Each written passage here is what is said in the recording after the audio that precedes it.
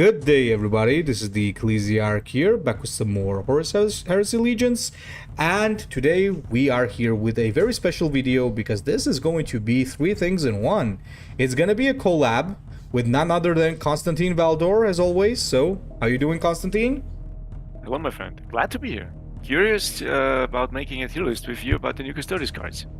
Absolutely, absolutely. And on top of a collab, it's a tier list. And we're also going to be doing some gameplay on none other than Kalimakon, because this was highly demanded by you guys after our previous Custodes video. So yeah, we're gonna basically go through the cards, and it's gonna be very interesting because you're gonna have 2 points of views.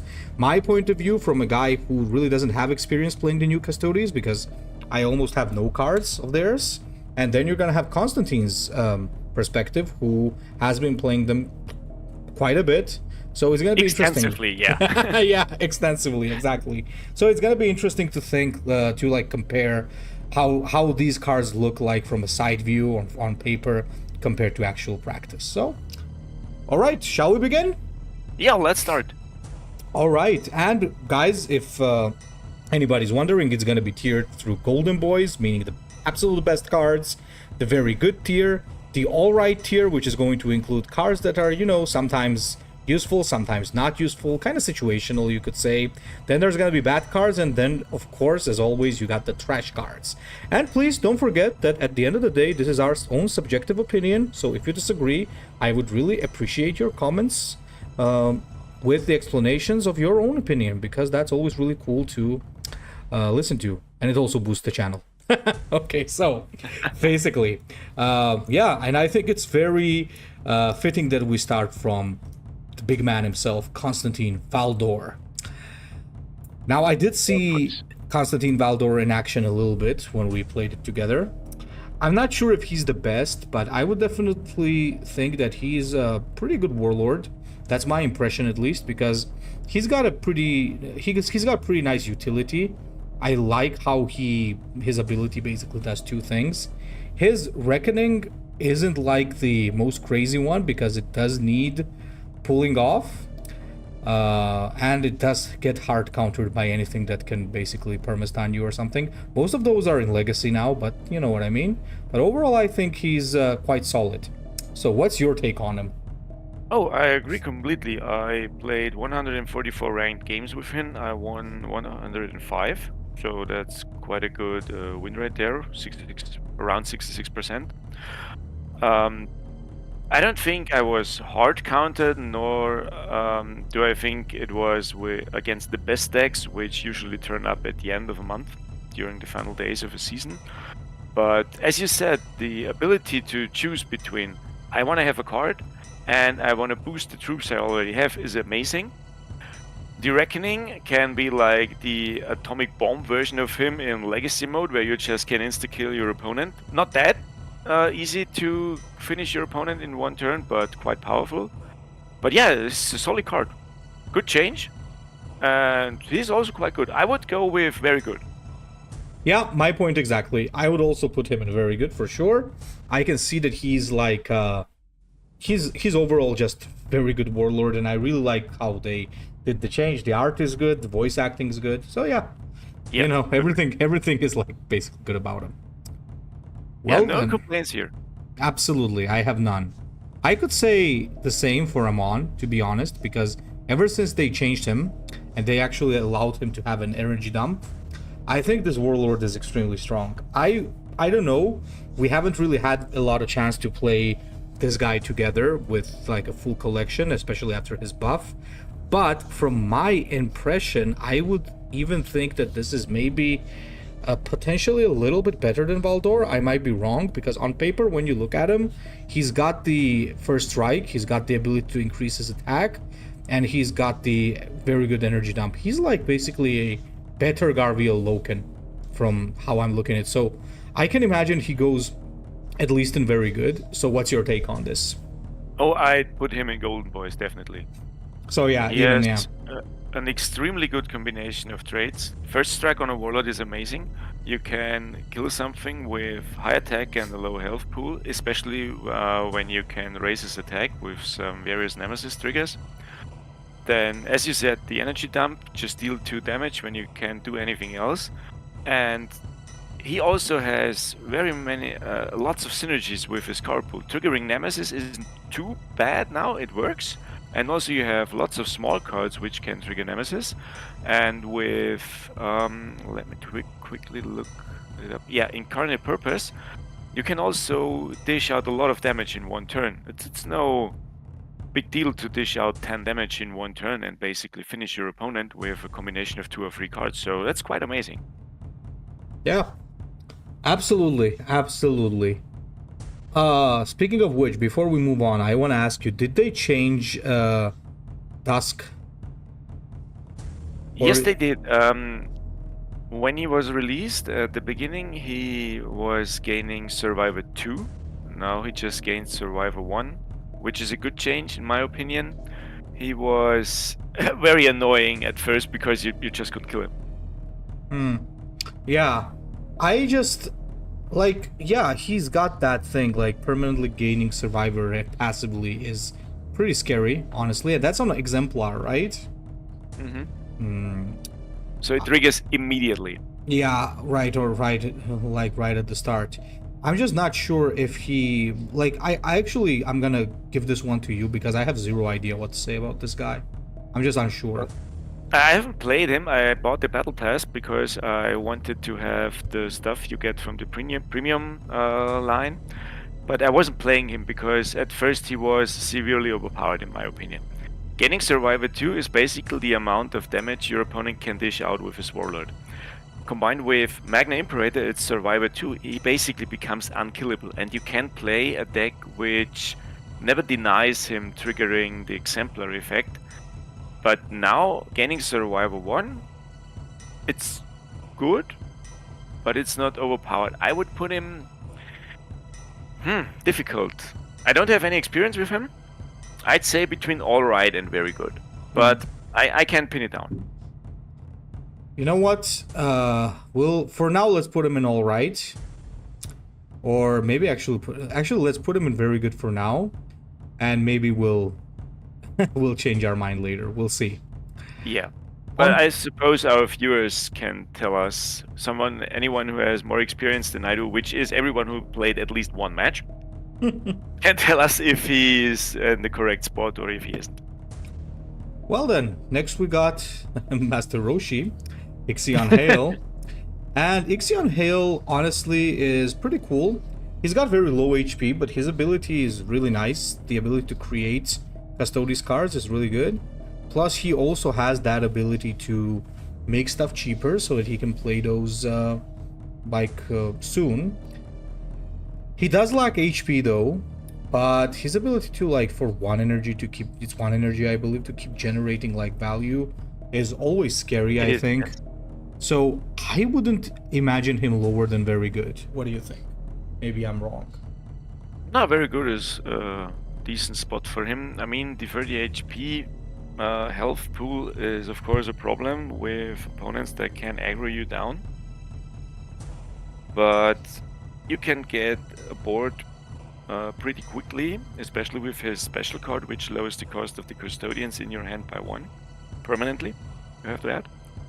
And you basically play him with, you create Custodians, you plan your deck around Custodians, and then at one point you put down one big body after another, and you don't have to care about Sentinel because you have already lots of cards and you overwhelm your opponent. So very good is probably the right spot. I wouldn't put him into Golden Boys because he can get aggroed down very quickly, but if you manage to establish a board, maybe with some frontliners, maybe with some precognition cards, which are also available to the Custodes pool, he can be a very big problem for an opponent.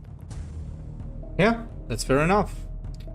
Now for the big boy, Debeeran Kalimakon. Now I'll start off with this. Today we're gonna have a chance to actually play this guy and see him in action, but I'll be quite honest.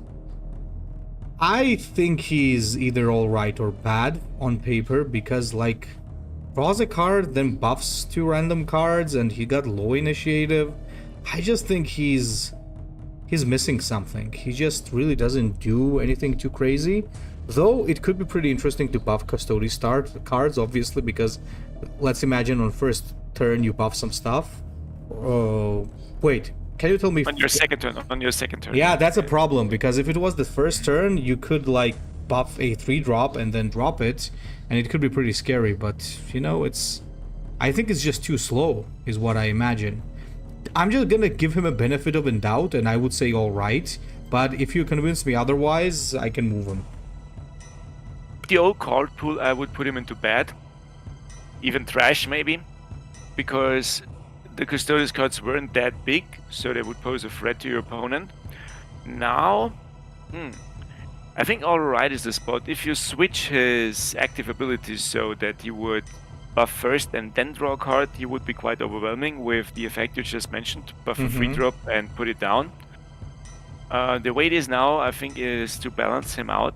The problem here is the low initiative he has, so you will always be last. He doesn't really profit too much from the counterattack card because he doesn't actually want to attack. He wants to sit back and let the troops do the stuff. So I think he suffers from a similar problem as Ixion Hale does, that he can get aggroed down. Not that quickly because of the health pool and survival 5, which is pretty good. But you're basically always running up. You have to catch up with your opponent.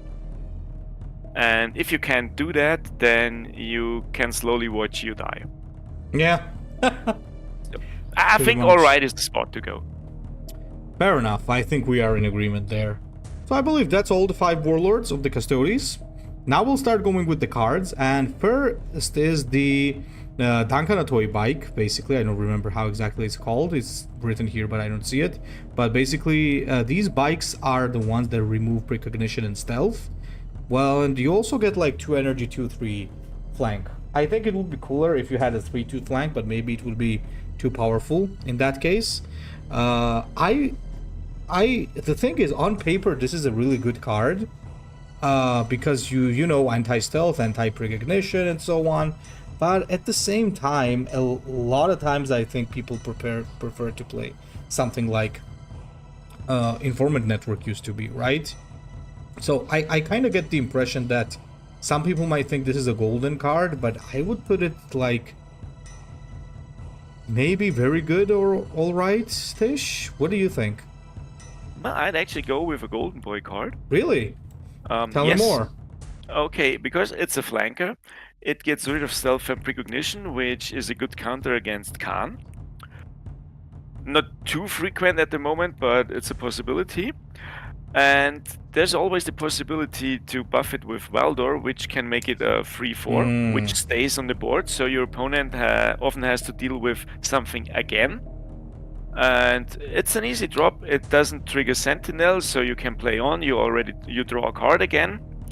And if there's nothing to do, you can just drop it.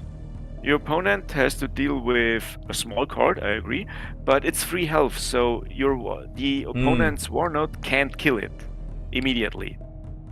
And against a card against the card pool or a faction that goes wide, like Defenders of Caliban, it's a neat little card to manage the opponent's Jaegers. So I think I'd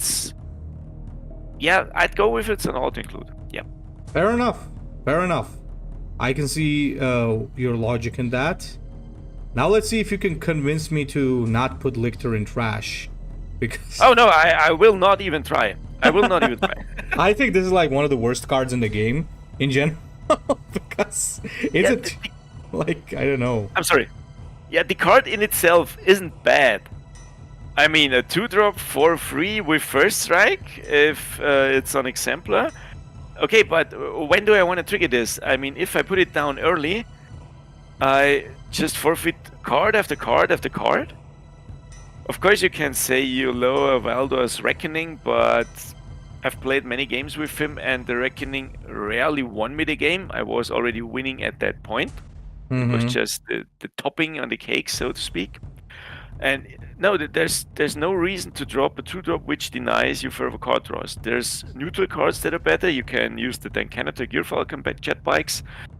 You can use your ability to either get a card or like dish out some damage, but I would never drop this card. Never.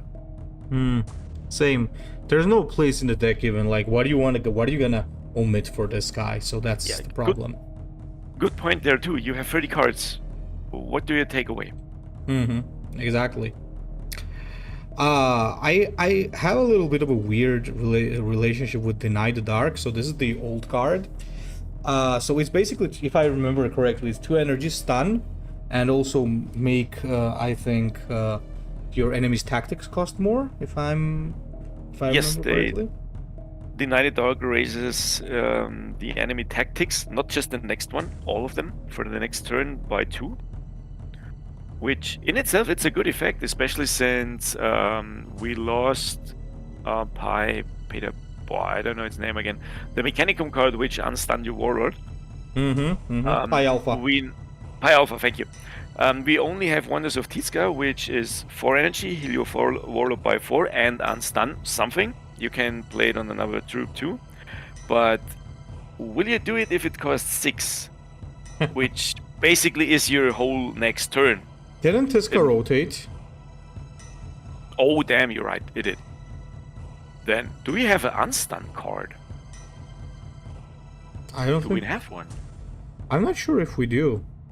Huh. In this case, we may have to reconsider the worth of this card. If we don't, let me quickly check. But you might be right. Yeah, I just don't remember if we have any more anti-stun. Okay, maybe your viewers can correct us in this, but let's say we don't have one. Then the effect is really powerful, but you pay a cost in form of a spot in your a place in your deck. Exactly, that's the main problem. You usually want to have troops in your deck. You want to put pressure on your opponent. You are delaying your opponent with this, and that's just the price you pay. So I would put it into an alright spot.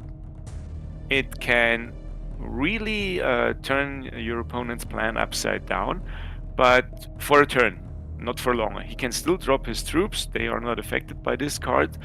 And you don't draw a card, so you don't get any replacement for this. You paid a spot in your deck for this card, and you might not be that far ahead when it's your turn again and the enemy, whichever card you stunned, is active again. So it can be a nice effect, but I don't think the card does enough to justify it. Yeah, mostly it's, once again, you got only 30 places in your deck, and really what are you putting this in instead of, right? However, of course, it's much better compared to the Lictor, so it does go into alright tier. Agreed. For sure. Agreed. I have been playing this game for years, and I've never seen Hieronymus Guard being played. Like, I don't think I have. At least I don't even remember. So I have been playing this faction for years, and as with Hater and Lictor, I see no reason to play Hieronymus Guard. Why?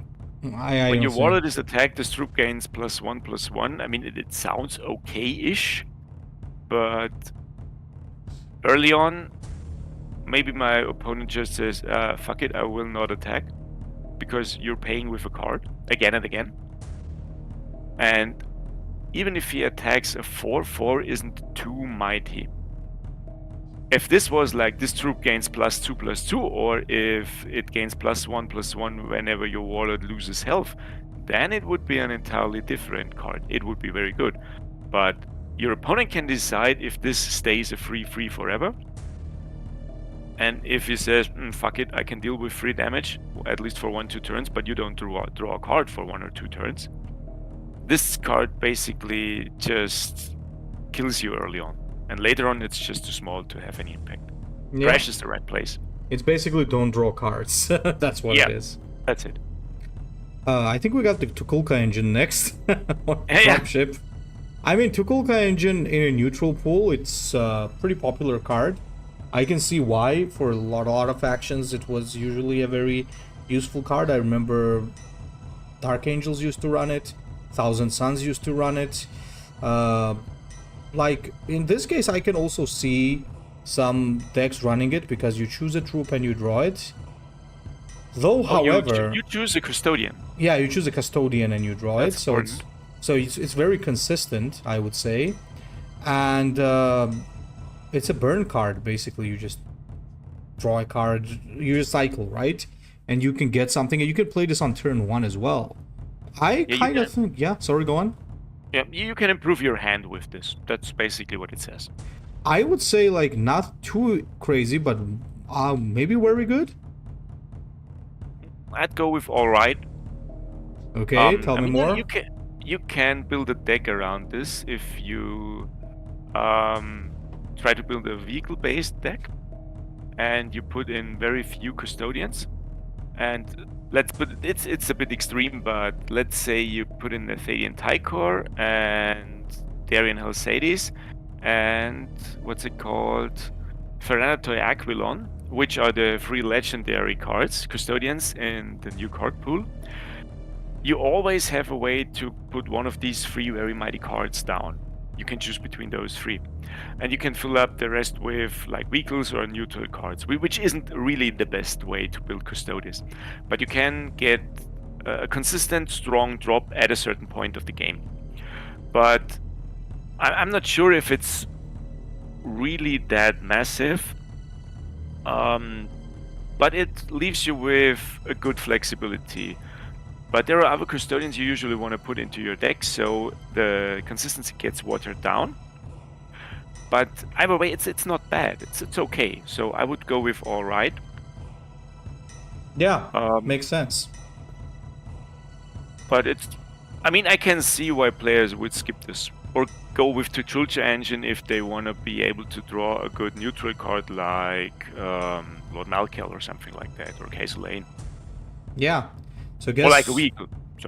So guys, basically depends on what kind of deck you build. So thus it goes into the situational tier basically with all rights. Yeah. Now I do have a couple of things to say about Constor here. When the Custodes came out, I would argue that it was a bad card because, like, it had Nemesis, which you would not be able to trigger when you dropped it, so it was kind of trashy. But now you can trigger it off the enemy Warlord, and it can combo together with Amon. So it seems like it's okay. Sorry, so I have to correct you here. Nemesis doesn't trigger on the Warlord. It specifically states it has to be a troop. Oh, damn. Okay. Oh, that changes things. Yeah. Well, it's to attack, so, and since Nemesis triggers when your opponent's troop has same or higher attack, it triggers most of the time. And yeah, sorry, I was interrupting your thoughts here. No, I mean, I don't know what else to say because I had the wrong idea here. So, I mean, of course, it's still gonna be better than what it was before the Nemesis buff. But what do you think? I mean, you can play it with Amon and with Constantine Valdor. This is basically, if we go back to Hieronymus' card in the comparison, which may be a 4-4 if your opponent chooses to attack your Warlord. This will be a 4-4 from the beginning, and if your opponent doesn't deal with it, it will be a 6-4. So, and 6 damage you don't want to take to your face, especially if you're like a 30 HP Warlord. So this already makes it good. What I've been seeing was that people play it later on in combination with Amon to boost his attack stat, and then finish your opponent off with Incarnate Purpose. So I think it's a good card. It's not at the Golden Boys tier because it still has Sentinel, and you can't profit from all the effects at once. But I see people going with this and say, okay, I can put something down early if I got a good hand, and maybe I can refill my hand with some drawing cards, which there are now plenty of them.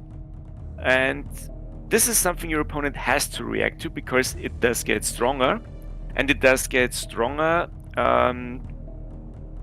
without me having to do something. The Hieronymus Guard gets stronger when I do something specifically, but this will get stronger anyway. So I can see this having a spot in your deck. Fair enough. I think the jet bikes, I for one think they would go into golden because it's a 3 energy 4/3 and it can easily gain first strike, because a lot of times when you play this there's probably going to be stuff that has high attack. Now, if you play it with Valdor, you can also use it as a normal drop and make it a 5/4. I think it's Golden Boys. Where do you put it? Agree completely. It's your replacement for the old Hunting Eagles. Yeah, pretty much. I mean, Hunting Eagles did cost... Oh damn, too long on. 670? Yes, and for 5, you get 5 attack and 4 health without Sentinel, with Valdor if you buff them. Without Valdor, you get a 4/3 with first attack. And it triggers Nemesis, which also raises the attack of Amon. There's no downside to this card. Even if you put it down, it's a free health card, so your opponent can't just kill it with your Warlord. And if he can, he took 4 damage, which also is not bad. Yeah, that's fine card. Nothing to complain about it. Absolutely. Next is the Aquilon Captain. If I remember, this has a Relentless to heal your Warlord, right? Yes, he heals your Warlord by 2. Like, I'm just gonna say what I think. I think it's bad. Not maybe trash because it's better than these guys maybe on the bottom, but it's still pretty bad. I would even argue maybe even could gain an honorary spot in the trash tier, but I just don't see anybody playing this. Like, I have, well, unlike Hieronymus Guard, I have seen people playing this a couple of times, but I still think it's like too slow for what it does, because 3 energy 4/4 is not that amazing, considering you got, for example, Lictor, which is 2 energy, almost 4/4, and on top of that, like, it heals your Warlord by 2 in exchange for not drawing a card. I think it's pretty bad. What do you think? I wouldn't put it into trash tier, but I agree with bad. I mean, if you generate it with Ixion Hale, who has a low health pool, it might be okay-ish. Even later on, you can have maybe you put down a frontline troop so your opponent doesn't get to it too easily, and you can see your opponent's health rise by 2 turn after turn. It can be a problem, but it's very situational, and you're right, it has Sentinels, so 2 health for a card, that's never a good exchange to make. But maybe an event, and maybe if you create it with Ixion Hale, but I wouldn't include it in your deck. Yeah, I guess that is pretty much it. Now, I have to say I'm upset at the Dankanato Sagittari change. I might be wrong here. I know that they used to passively give 1 attack to the Warlord. Now it's exemplar to give 2, I believe. Well, yes. And sure, it works better with Valdor now, but I'm kind of upset that it doesn't passively give it anymore, because you would drop it and most probably your Warlord would take something out, because by the time you play this, it's usually 3 HP units that are dropped. So, kind of upset at that, but other than that, it's a 3 energy 4/4 with a nice ability, I guess. Not too crazy, but it's pretty nice. You tell me what you think about this one, because the old one I would say was very good, but I'm not sure about the new one. Yeah, the old one I would have put in Golden Boys tier immediately. The new one, it's still good. Sorry there. If you play it with Valdor, your opponent might want to get rid of it very early, because the Exemplar also does tick down Valdor's Reckoning. And you usually don't want your opponent's Warlord with 4 attack, especially when you know that your opponent can play Incarnate Purpose. Which basically means I take 10 damage to the face next turn. So it's a threat you have to deal with.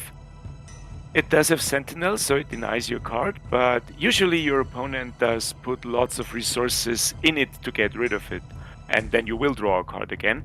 So yeah, you put it at the spot I wanted to say. Very good is the place for it. I would include this in my deck with Valdor anyway, and even with other Warlords, it's a good card. That's okay. Fair enough. So still a very good card. Maybe was better, but still a very good card. Speaking of the Dankanatoi, we got the Warden now with 3 energy 2/6. So it's a huge front line, for sure. Has the ability to become even more huge with Valdor. The question is whether or not is it worth it to you to deny you a card draw.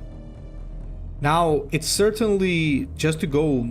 I don't have like a lot of experience with this, but it's definitely better than the Aquilon Captain. It's if I were to compare the two drops, like this one is definitely better. Maybe if you're playing against aggro, it can slow them down. It's definitely not as good as I think Dankanotoi Sagittari. So is the alright the tier that it goes to? I'm not sure. What do you think? Yeah, I'd go with that. I mean, if you create him with Ixion Hale, it's just a big stat stick your opponent has to get through. You can buff him with Valdor, but we will get to a better frontliner for Valdor. I wouldn't include it in a deck, but if generated by Ixion Hale, or we will see another card which can generate it, it's an okay card. You can slow down your opponent, and these frontline cards with Sentinel at least have the upside that your opponent has to get rid of them, usually. So he does want to kill it, which allows you to draw a card again. But there are better 3-drops. That's the point. So I'd go with the alright tier 2. Fair enough. We also have the Golden Exemplar. If I remember correctly, this is +2 attack and first strike to your Warlord, I believe. No. Golden Exemplar is +1/+1 to Custodians in your deck. Oh, okay. So that was a different thing. Oh, that was the Chosen Warrior, I think. Yeah. I'll be honest. I don't like this card. It has a lot of anti-synergy. First off, does it also work in your hand? Nope, just your deck. Yeah, it seems to me like it's a bad Pelagor Marner because it's a bad card. Yeah, it's a bad Pelagor Marner, and it has anti-synergy as well because you're ruining your Nemesis. That's the point. Some of the cards live from being able to trigger with relatively is relative in the Custodes card pool. And yeah, I think the Custodes stats are big enough. Doing this does further it even more, but there are also lots of cards that don't benefit from this, like all the very good vehicles.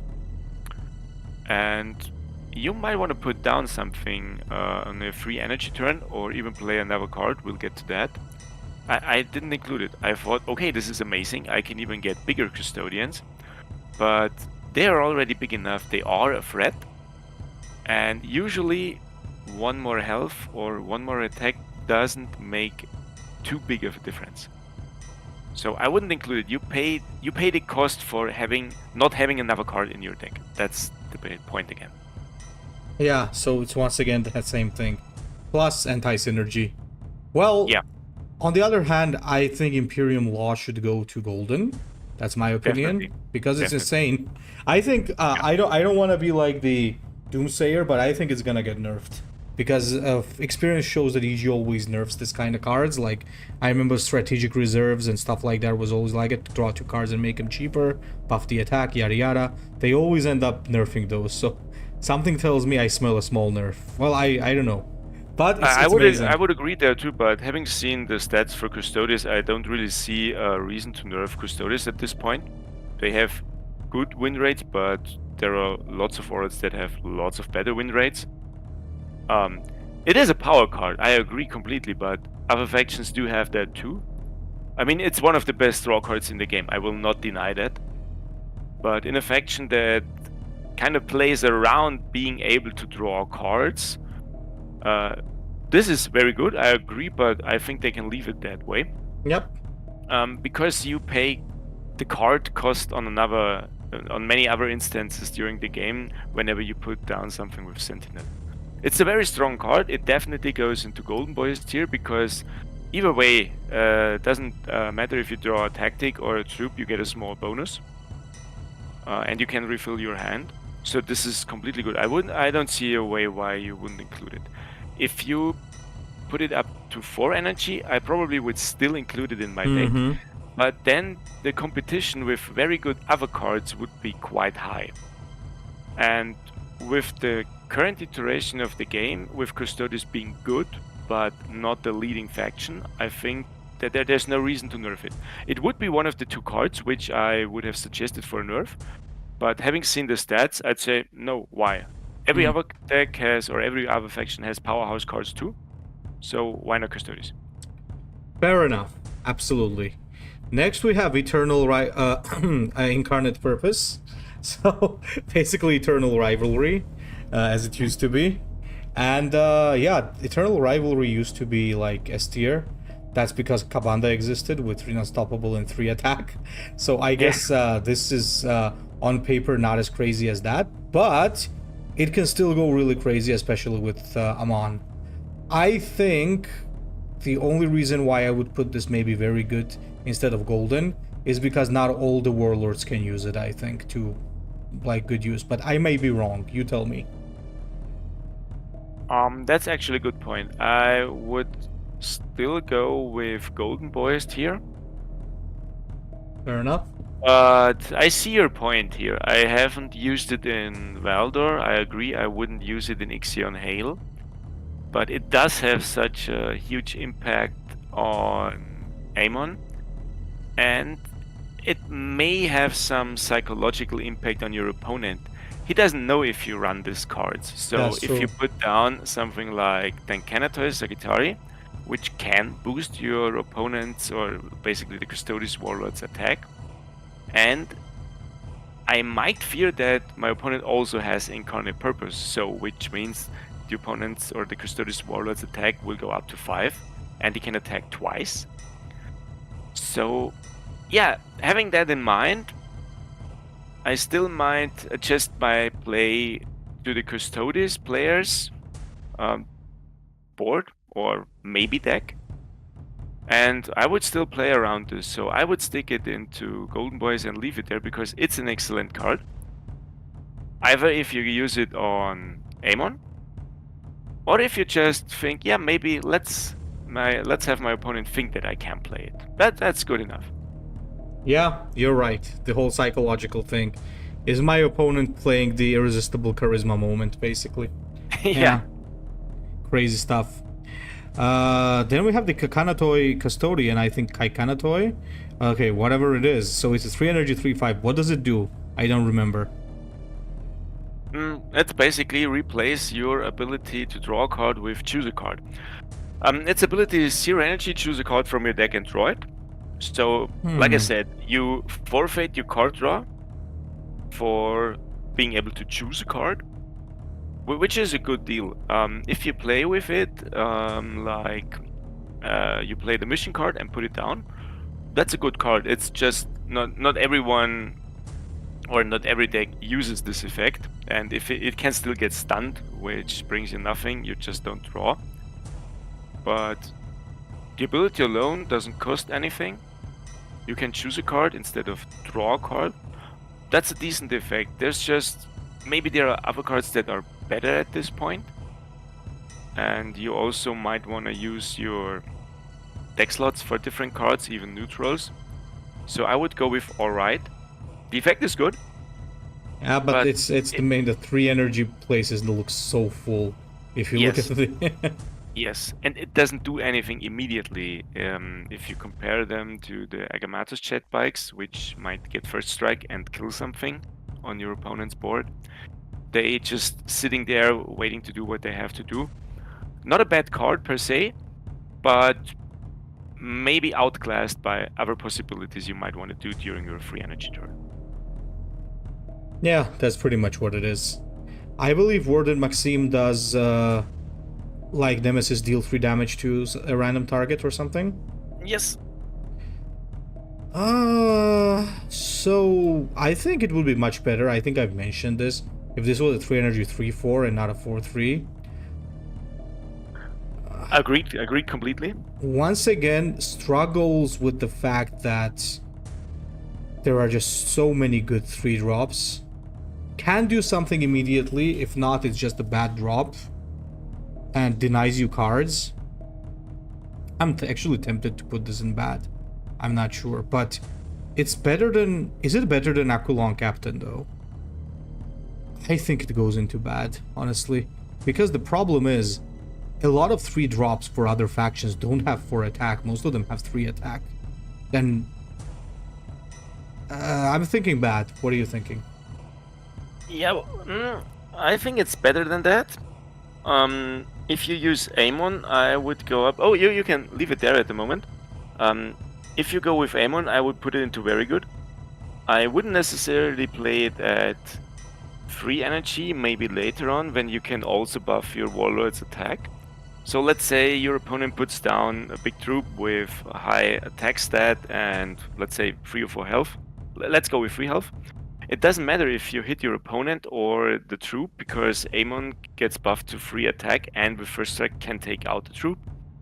So this is quite nice. Also, I've seen playing opponents around the hard removal, which is called Golden Death. Then this triggers twice and also lets Amon's ability trigger twice, which puts him up to 4 attack. So with Amon, it's a really good card. And with other warlords, it's still a decent rally effect, so to say. I would go with alright because not everyone does benefit from it like Amon does. But later on, let's say 4 or 5 energy, it's still a decent card to play. Fair enough. Yeah, I see your point. Let's move on then. Agents of the Emperor. So this is weird. Every time I think about a Custodes deck, I never really think about putting this in there. It does have some interesting effects, but is it justified by 4 cost? That's the question. And something tells me it's not justified. What do you think? It's definitely not. I mean, you can get the effect your warlords gains first strike and +2/0 for the whole turn, so you can use it with Incarnate Purpose. We'll get a card later on which gives your warlord +2/0 for the next attack, so it's a little bit better. I think the high cost is justified because you get a small variety of options you can play, but none of those options are worth 4 energy. So I don't think it's trash. It's not on the same level like those 2-drops we had, but maybe an event, when you get it, you play it and say, okay, that's a nice effect to have, but I wouldn't use up a deck slot for this. I'd go with bad. Yeah, that's exactly what I think. Like, it's just not there, you know? No. It's just not there. Captain Gildaro. Yeah, sorry? I'm sorry, I get it. If I get why EG chooses to have 4 energy, because you can drop a 3 energy troop. You can give your warlord first strike, which another card does too. And you have to raise the cost because you have the choice between those 3 things. The third one being heal 5 to your warlord. But it's still not one of those choices is really worth the amount of energy. Yeah, that's pretty much what it is. Yeah. By the way, what does Gildaro's Battle Honor do? You can draw a card, so actually pretty decent. In event, definitely I would pick this. In constructed decks on ladder, I might forfeit it. It's a good card, but the 4 energy drops are quite good. Just look at it, man. Look at it. Look at what's coming. Like, it's... Yes, that's the point. In another faction, it would be a good card. I mean, it's not a bad card in here, even with Sentinel, but it's outclassed by other drops. So I'd say it's alright, because it's actually not a bad drop if you had to construct your deck in event, or if you have to choose him with Ixion Hale. It's a solid drop. Your opponent usually doesn't want to take 5 damage to face, so he has to deal with it. If he doesn't and puts down some small troops, you can at least draw cards again. And yeah, that's quite okay, but not more than okay. So I think alright is it. Alright, I agree. I think it mainly suffers from competition, and you guys are gonna see basically why. The Venetari is really good. It's a 4 energy 5/4, and if it does happen to not die when it flanks into something, it heals. If you play it with Valdor, you could turn it into a 6/5 for 6 energy with flank. I'd go with either golden or very good. Yeah, I'm torn between those tier 2s. I mean, you can draw it with Imperium's Law. If you're lucky on curve, then it's a 5/5, which means it basically survives. the next turn, and it kills something. And it heals. Yeah, and it heals, yes. Which at least leaves it at 3 health, which means your opponent's warlord can't usually kill it immediately. I'm just thinking, but I think every Custodes deck I created after the expansion included the Ganestus Venatari, so I think by this alone I have to go with Golden Boys, yeah. Yeah, I mean, if it's Not the best Golden Boys card, but definitely up there. Yeah, if you put it in every deck, then it's a good card. Yes. Same question I got for the Heteron Warden. I know that this is pretty good. From my experience, like from the games that we played, this guy was like very heavy and very strong, like a very good front line, especially in Valdor, can become like very hard to kill. The only thing I see with this is that maybe it's like a Lentum Knight with a little bit of a bonus.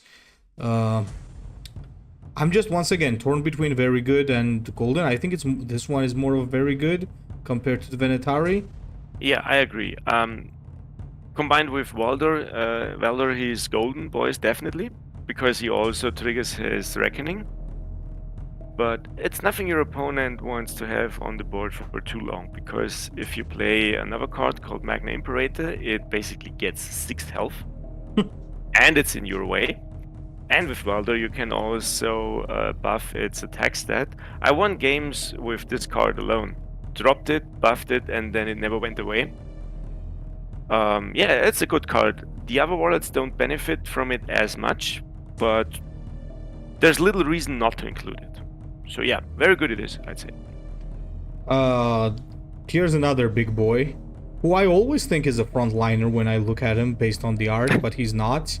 But this guy's really good, like 4 energy, 5/5 shield, and keeps getting the shield. The only beef I have with this card is that usually, I guess it's there to balance it out in a way. It's that when you attack, you get rid of the shield, then it's vulnerable until the next turn when it gains a shield. If it had like resolution gain a shield, would have been nuts probably. So pretty strong card for sure. And you could drop this very early as well. I mean, Ixion Hale was technically nerfed because of this guy, I believe.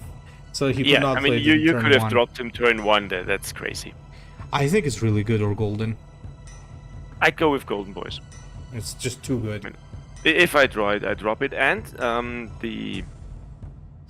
let's say the exemplar trigger isn't too bad, because if your opponent tries to poison it, the shield triggers, then poison triggers, so it doesn't take any damage. Yeah, I see it has some upsides and some downsides for when the shield gets reloaded, but anyway, it's a good card, and if your opponent can't kill it in his turn, he will have to deal with the shield again, and it puts a lot of pressure on your opponent. So I don't see any downsides aside from Sentinel, of course, but that's okay. It's a 5/5 with shield. It also triggers Valdor's Reckoning. No, I will definitely put it up at the Golden Boys tier. That's a card I can completely justify having Sentinel on it. Yeah, I'm totally with you on that one as well. Proconsul Caligus, 4 energy, 4/5 with a Nemesis to give attack, as I remember. So yeah, +1 attack to your units this turn. So that's pretty scary together with Amon, for sure. It is. I just think that maybe not golden, but very good. Yes, I go with you there, definitely. I mean, not all the warlords profit in the same way as Amon does, and combined with Golden Death, it triggers twice, which means Amon's ability does trigger twice again, so he gets 6 attack, and then you still have enough energy to play like Incarnate Purpose. That's pretty scary.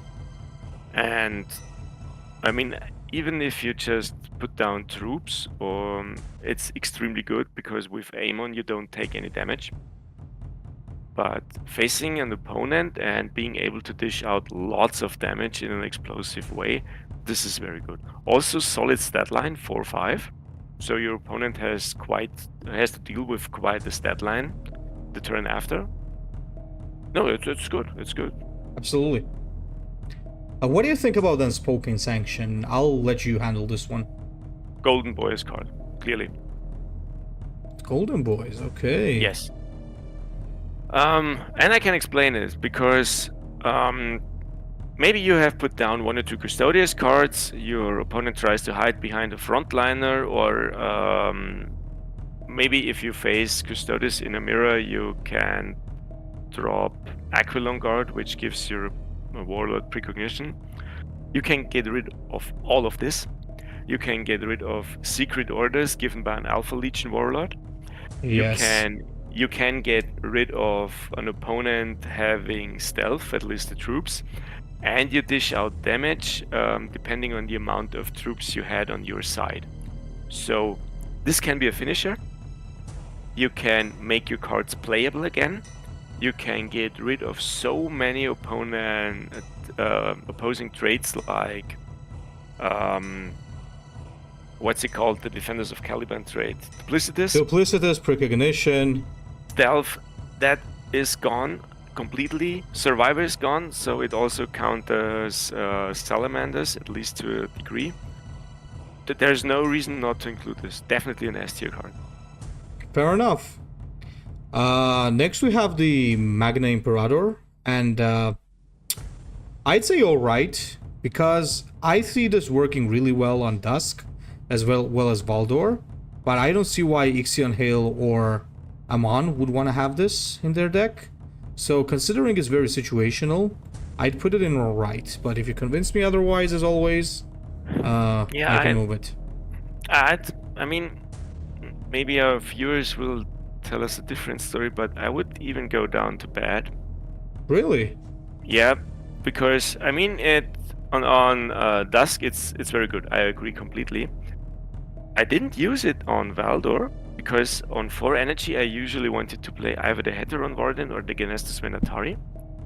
And later on, there was always another card I wanted to play, and this is basically 4 energy do nothing. If Exemplar doesn't trigger, it does nothing.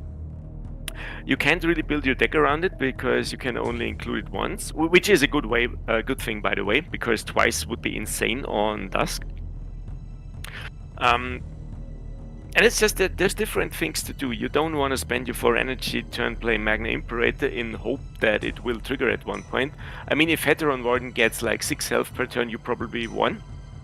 But you can't rely on that. Yeah. So it uses up a deck slot, it denies you your 4 energy turn, which means you can't get down a Captain Gildoros, you can't get down a Genestus Venatari, you can't get down a Heteron Warden or an Nephadian Tychor, which each one of those I would prefer. Or Proconsul Caligos if your opponent has a high attack troop. So, no, I just wouldn't include it. There's better things to do on 4 energy. Understandable. Well, I mean, I can see you going with alright. I mean, maybe I'm wrong here. I don't know, it is too slow. It is too slow, and the problem is, like, you got double reliance. You're saying, I'm gonna do nothing on turn 4, and then I'm gonna drop an Exemplar character and hope that it survives. So, it's too many conditions. On the other hand, if you drop it to 3 energy, it's far too mighty, because you can play it on curve, and then your big troops with Exemplar come into play. Yeah, difficult to say. It's good on Dusk, but I think it's a Dusk card only. Fair enough. Hey, here's a Golden Boy card, Paradon. Yes, that's the other card I would have suggested for a nerf.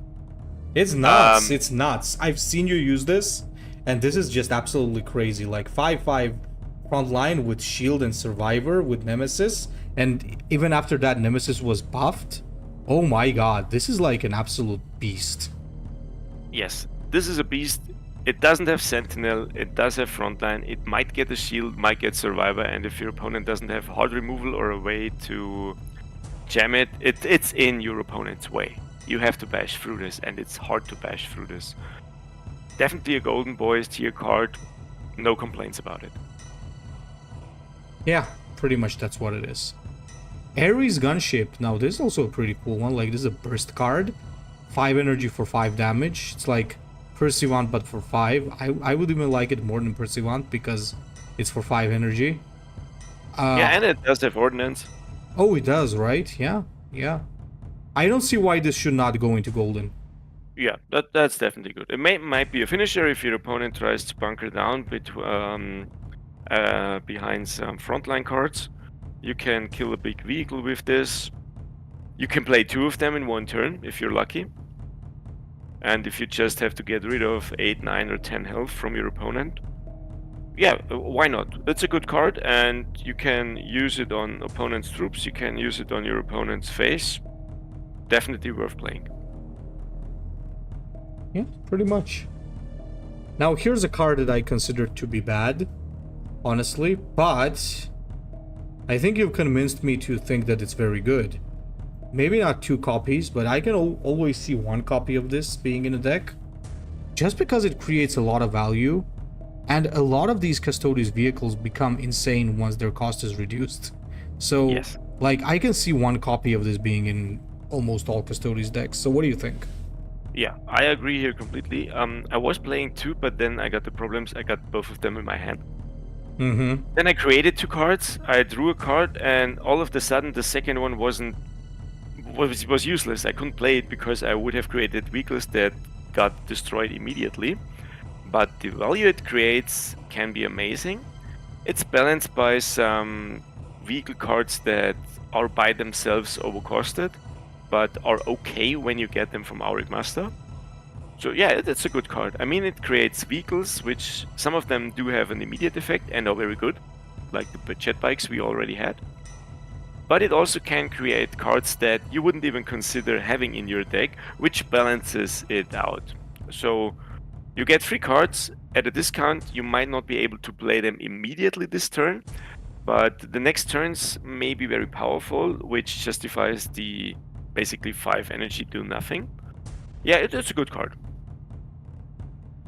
Okay, for the next 2 cards, I'd like to use the guy she tells you not to worry about example. So where Custodian Prefect is you, and the Wardens is the guy she tells you not to worry about, because when I look at Custodian Prefect, like we've mentioned this, I think it's just a worse Cleomenes Warden.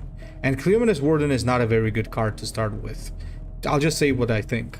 In my opinion, Cleomenes Wardens could go into a right maximum. The problem with this is that, well, I mean, it's a 5 energy 6/6. Stat line is okay for sure. It's got like first strike, and it has the battle honor, so it's like Captain Gildaros but a tier up, right? I wouldn't say very good because like there's better options first of all in 5 energy, while also it's not that good, no immediate value. But Custodian Prefect is just this but worse. I just don't understand why anybody would run this ever. I'll put it in trash.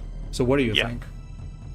I mean, I completely agree, Custodian Prefect, even if you compare it to the other 5 tops you might have, even if it's just tactic. All of them are better. Almost all of them. But yeah, I mean, Cleomenes Wardens would be a card you would play on Ixion Hale if you generate it. And if you get it on a discount, drop it on 4 energy with Ixion Hale's special card. It's a good card, but that just is on Ixion Hale. Everyone else has to go with a 5-drop, which might be Ancient Paradon, which might be Auric Master, or even Deon Khakan if you are behind on the board state. And you lost a very good combo card with it. You had Fierce Onslaught, which gave your troop Battle Honor can act again.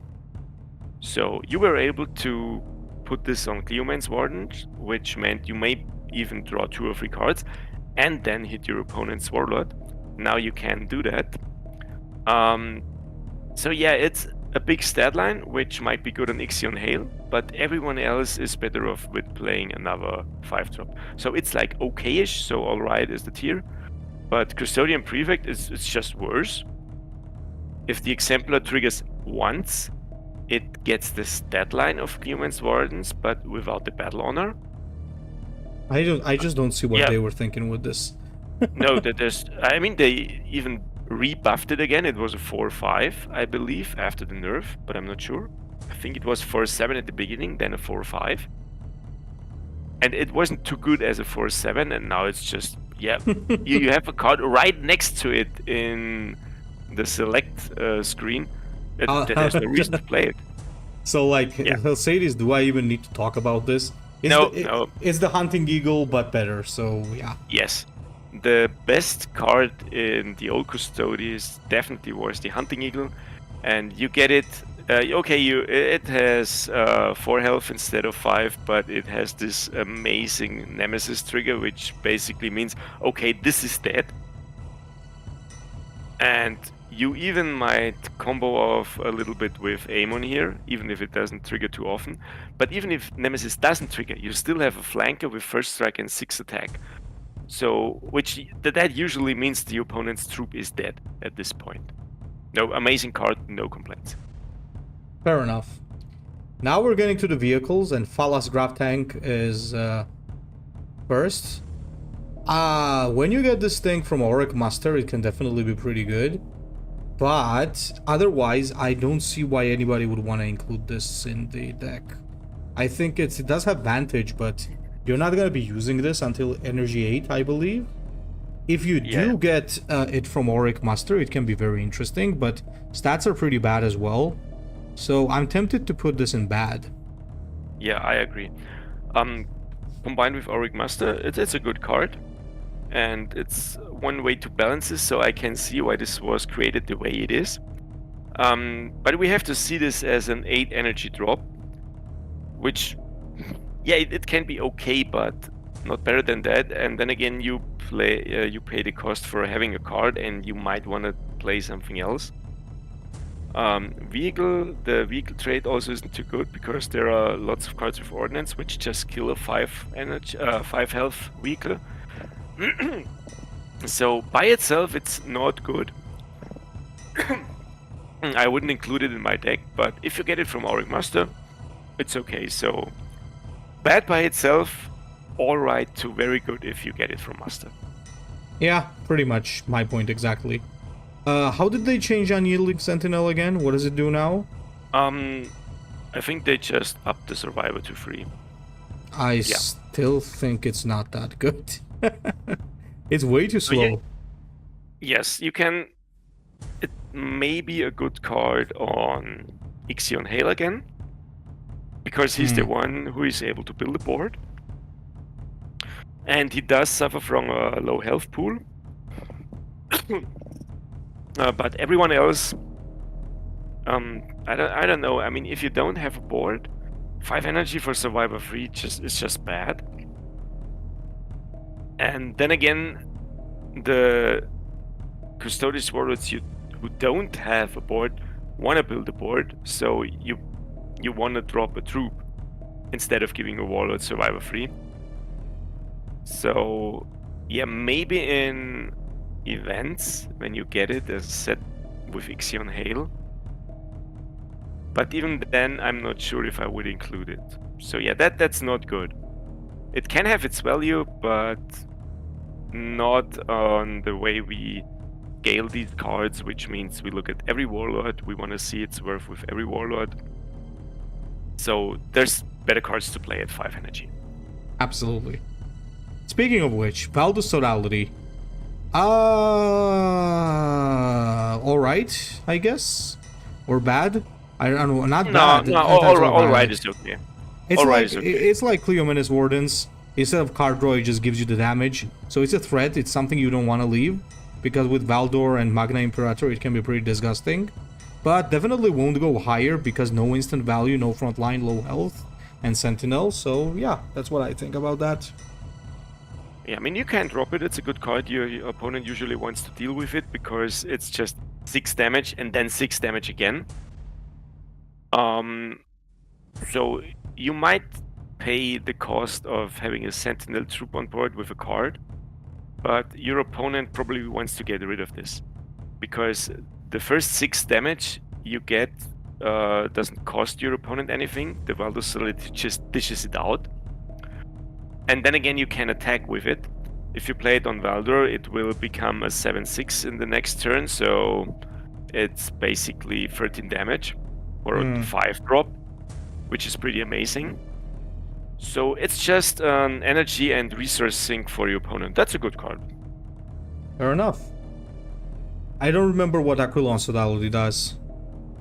Aquilon Sodality stuns the enemy troop with the highest attack, which is a good effect since we got to the point a few minutes ago that there's no reasonable unstun card in the pool anymore. Please correct us if we are wrong, but we don't see it at the moment. Problem is, you stun the opponent, so it's still there. And aside from that, it does nothing. And it's on a nemesis. Yes. You have the Forge Master in the neutral's card pool for 6 energy, which also has a shield, which in my opinion is worth more than 8 attack, 8 health. Yeah, I'm not sure. I think there are better neutral cards on the 6 energy spot. Well, there's Forge Master, for example. Yes, and Fides Draven, the new Solar Auxilia card. Oh, the Ornatov's Barge, yeah. Yeah, so competition's tight. Yeah, I don't think you will want to play this. I guess it goes to bad. Is it bad? I mean, on paper it's a 6 energy 6/8, so it had already makes it kinda okay. Maybe bottom of the alright tier. No, I think you're right. It's bad. I wouldn't include this. Fair enough. Would you include the Hasrubal? Nope, never. That's a trash card. By itself, it's a trash card. 6 energy for a 5 health vehicle, again. Even with these amazing effects, but you have to trigger those amazing effects. If it gets Survivor free, it's amazing. Yep. But that doesn't happen. So if you get it from Auric Master, it's one of the, well, worst cards you can get. But that also does balance Auric Master, so it's okay. But we want to give value to this card as it is, and it doesn't have any value. 5 health isn't enough on a 6 energy drop, and your opponent might just ignore it because it doesn't have frontline or anything else. Yeah, I would never include this. I can see why, basically. Firepike Terminators. This is really good. 6 energy 7/7 with a devastating exemplar ability. I think this goes into very good at least. Yeah, I agree, especially with Valdor. Also, you have to see that this is basically the only effective AoE card Custodians have. There's no Auric Master, there's no Censure anymore. You have to rely on neutral cards. And this AoE comes attached to a pretty big body, which can further Valdor's Reckoning. So this is a good card. It's in a spot where your opponent might just want to kill it with hard removal. But then again, he has wasted a hard removal, and you usually don't run out of big bodies as Custodes. Yeah, this is a good card. Probably just an energy sink for your opponent. He will get rid of it, and you don't profit from the effect. But your opponent might not have done anything else during his turn, and then it's your turn and your initiative again. So this is good. I include this with Valdor definitely. Sometimes I don't include it with other warlords because there's other 6 drops I want to play, like for example the Forge Master. But it's not a bad card. Good design, exemplar triggers, and it has a nice effect your opponent can't ignore. Yeah, that's a good card. What do you think about Mithridates? Because I know it draws a card, but it's still a 6 energy 6/6 vehicle. It doesn't draw, it choose. You can choose. Oh, yeah, and you can draw the Custodian, right? By itself, I would not include this. It's not trash. No, not trash. But it's. I mean, right bad.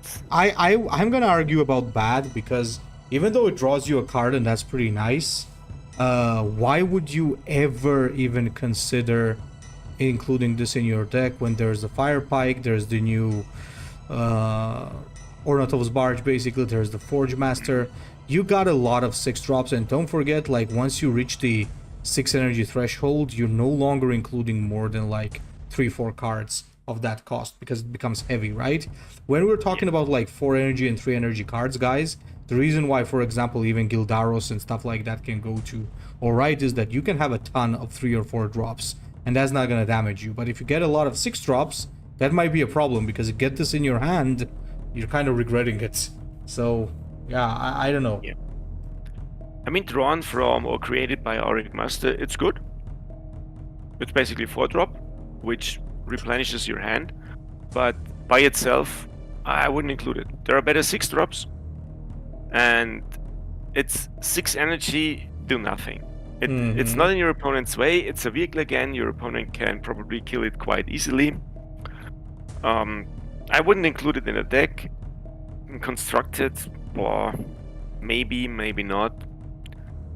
But there's also not a single warlord who would especially profit from this, because it doesn't trigger the one effect or the other. No reason to include it aside if you get it from Auric Master. Speaking of better 6 cards, we got Magister and Vexilla. So it either stuns everybody, draws you cards, or increases tactic costs, I believe. No, heals everything or gives survivor.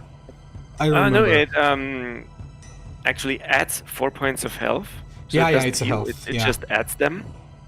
Yeah, that's a good card. I mean, it's pretty flexible. Yeah, that's the point. Stun everything is amazing. Especially after, once again, stun removal. Yeah.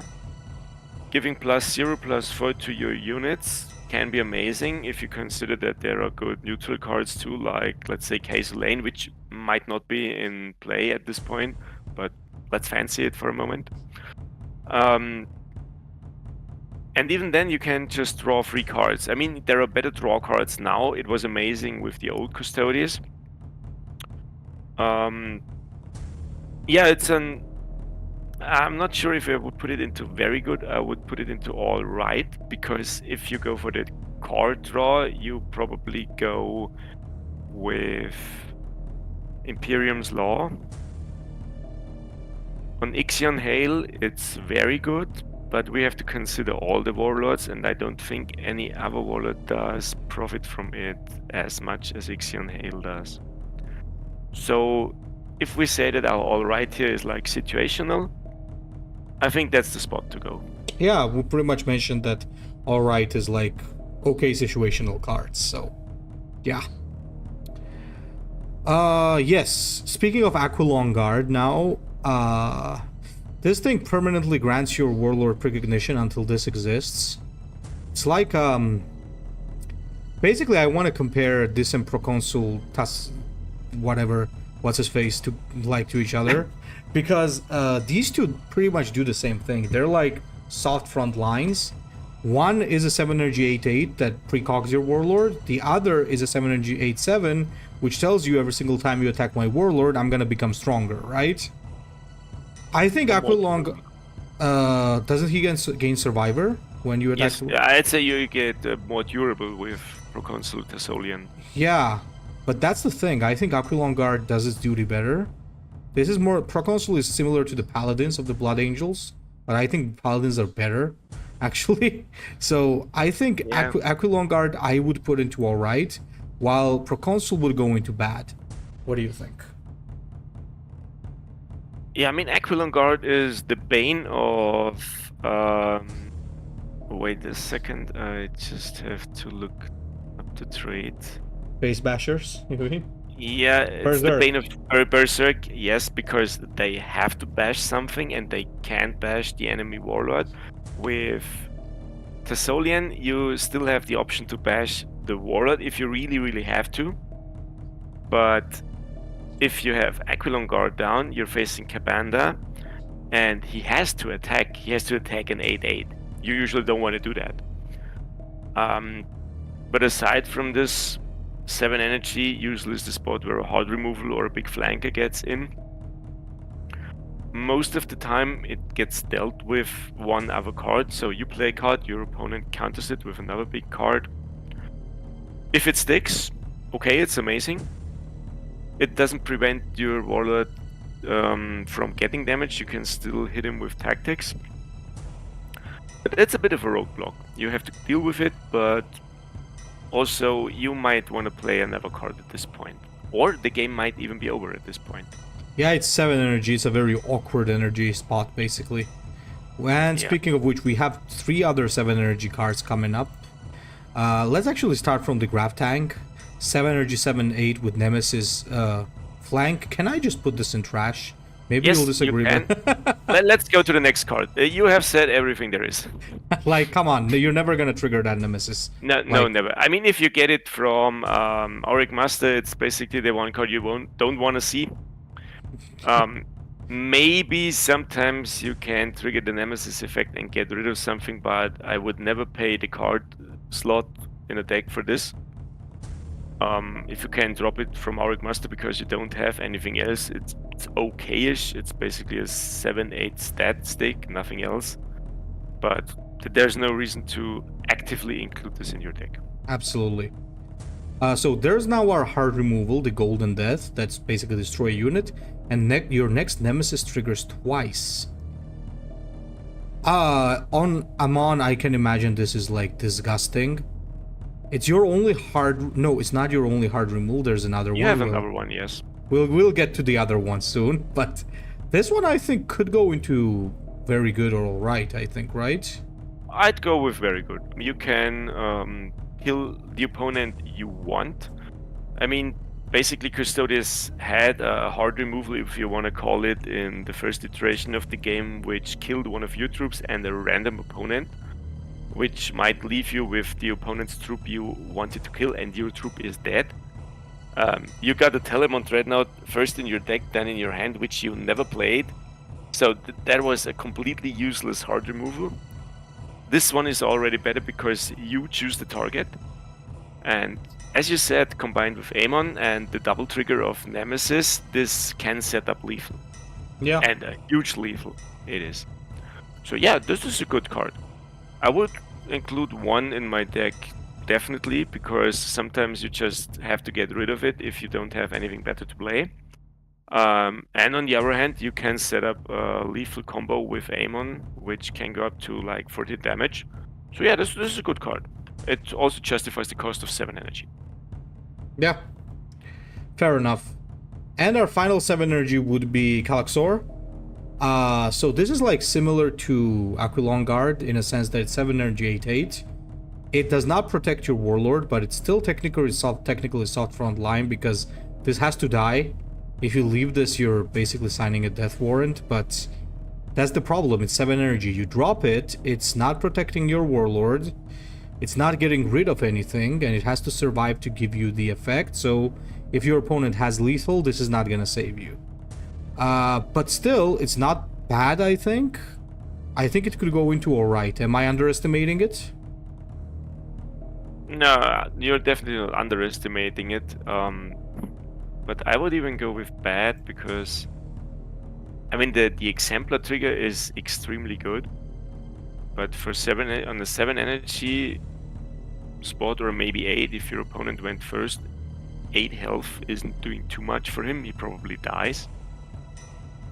And it's very late in the game. Your opponent might want to consider, okay, I can deal with my opponent having 4 attack for the rest of the game. I don't have to face bash him with my Warlord. I'm not sure if I would ever include this in my deck. It does too little. Even with Valdor, it has to trigger, which it probably doesn't. So way too slow. Yes, too slow and not beefy enough for a 7 energy drop. I think there are 7 energy drops in the Space Marine factions which have 8 or even 9 health. I'm not sure, might be wrong here. And they usually don't survive any kind of protection. So he won't either. And if your opponent can deal with your Warlord having 4 attack, it's not too amazing. No, it's a bad card. I wouldn't include it. Fair enough. I think the other unit joining it is gonna be Tankanatoi Ancient, because like Ancient also suffers similarly to the Graph Tank. I think this could even go into trash, honestly. What does the Nemesis do? The Nemesis means deal 4 damage to a random enemy 2 times. 2 times even, but it's still random. Yeah, but it does damage. It does damage. I mean, yeah, it's not trash. The Nemesis is pretty good, but is it gonna trigger the Nemesis is the question. But then again, wait. This is 8 energy 7-9. That is the 7 energy 7-8. So this will most probably trigger the effect more often. Maybe it could actually deserve an alright spot. Because now that I notice it, it's 8 energy 7. So maybe at that point, somebody already has a high attack unit. And you drop it and it does 8 damage. And even if you have played Golden Death, that's going to be 16 damage. Yes. And on top of that, it's a 9 health body. Yeah. You slowly got, during the last minute, you slowly got to my line of argumenting. Yeah, I wanted to put it, wanted you to put it down, but then you explained my reasoning completely. If you play Golden Death the turn earlier, and then drop the Dankanator Ancient because your opponent thought, haha, you just killed my troop, I get another big one, then you definitely get the last left. This is 16 damage, and you put down a 7-9. On 8 energy, this might be lethal. If it doesn't trigger, okay, you're bad. But you have to consider this as a comeback ability on a late turn. Most of the late game cards suffer from, okay, they do nothing. But this one actually does something. It might be a dead card. If your opponent has a small troop down or no troop down at all, okay, you're bad. But then you're probably ahead in board state if you can drop a 7-9. But it indeed profits from the Nemesis trigger. And if you can trigger it twice with Golden Death, especially on Amon, this can be really good. It's very situational, which prevents it from being a very good or even a Golden Boys card. But I have seen it played. I used it sometimes even got it to trigger after Golden Death. And that can be a pretty devastating effect. So it's situational, I agree. But if it triggers, it's a good drop. I think one of the other reasons it's not higher is because this exists. Yes. This is like, I would go as far as to say this is a better Stellarch Aethon. And Stellarch Aethon is already a very good card. Because look at this, you drop it, it instantly kills something. And it also has the Exemplar to kill something. If you have Magna Imperator, it's 2 things killed. It has a better body than Stellarch Aethon. And if you need to drop it just like that, you could still drop it because it has Exemplar. So if your opponent plays something, you don't even need to trade. It just kills it. So it's one of the best cards. Yes, it ignores stealth, it ignores survivor, it ignores every form of protection there is. This is amazing. This is like the Thousand Suns one. I think that one in some situations is better than this one, but in some situations this is the better one. So yeah, it's pretty cool. Yeah, I mean, they changed it from a trash card to a Golden Boys card. This was an amazing patch. Absolutely. Absolutely. Absolutely. What do you think about the new Emperor's Host? What does it do again? It's like Invincible Reason, right? You draw 3 Custodians and lower their cost to 0, which... Oh, they changed it. Good, you draw them, so you can still trigger rally effects. That's pretty good. So they buffed it. Exemplar effects. Yeah, that's a good card now. At this point, you sometimes might have the problem of overdrawing if you play it on Ixion Hale. Might be. But that's a high-level critique here. Yeah, it's a good card. Not Golden Boys card because it comes very, very late. And you might get unlucky and draw some of the Custodians you played or you had in your deck with a very low cost because they're still good. And you're kind of committed to it. If it gets to it, you can play Emperor's Host and then you have to play what you got. Nothing else is possible in this turn anymore. Yeah. So it's a little bit of a risk, but having 3 Custodians at a cost of 0 in your hand, you don't have to play them this turn. You can wait. Yeah, that's a good card. Why not? Absolutely. Absolutely. Can I just do this? Because I friggin' hate, like with a burning passion, any cards of this cost that either don't give like very solid defense options or do something when you play it. Like this grab tank here is worse than the last one, and this Terminator is the worst version of Telemon Dreadnought. I just don't see me ever playing these slow ass cards. Well, if I get them through the Auric Muster, sure, but other than that, way too slow. Agreed. I mean, if I get them from Auric Muster, I'd still say, why Not did too I get good. those? Yeah, it's basically the balancing part of that card again. But I can at least play them. I mean, a 713 at 8 energy, that's at least in the way. But the Cataphractor Annihilator, your opponent probably kills it. It's easy to kill, or easier to kill because it's a vehicle. The effect is nice if you can use it. But it's one of the worst options you get from Auric Master, and you definitely wouldn't want to use up one of your deck slots for them. So trash it is. Absolutely. Now we have the counter attack, and honestly speaking, this is one of my favorite counter attacks. First of all, it costs 0, like most of them, but it gives you +1 attack. And what happens with this is that you can reseize the initiative during the game because your opponent dropped a 3 energy, 3 health thingy. You do this, you take it out with the Warlord and drop your own. Plus, with the Custodes lethal range, a +1 attack is always pretty good. I think this is like one of the best counter attacks. I'd even go for golden. Like, this is not a card that you include in your deck, so it's not a discussion.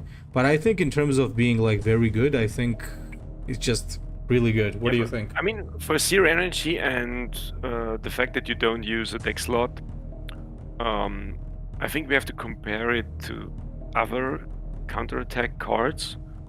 And this one is really useful, especially when you have a way of attacking twice, like you have with Incarnate Purpose.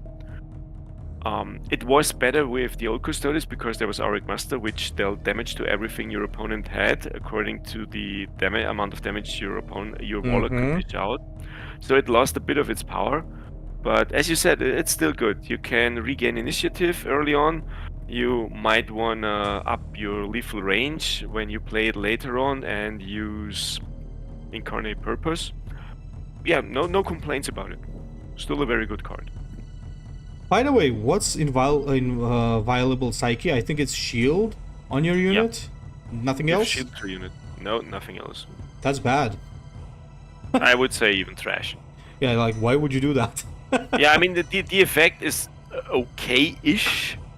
If it was the counter-attack card, I'd say that's a good one. But or maybe if you had if you had like cards that synergize with you using many small tactics, like in Sigilites, it happens. So yeah, something like that. But why would I use up a deck slot for giving one of my units, even if it's the wall or the shield? There's no reason to do this. Absolutely, it's a waste of a deck slot. Yeah, it's just bad. Now, the final unit of the day is our Horus squad, which is 1 energy 2/2 draw a card. If Nemesis triggered off of the Warlord, this would be great, because you would just have a burn, which is always good, thinning your deck. But now, it's kind of lacking. Like, you just use this as maybe a late game card cycle, in a way. That's the use I see for it.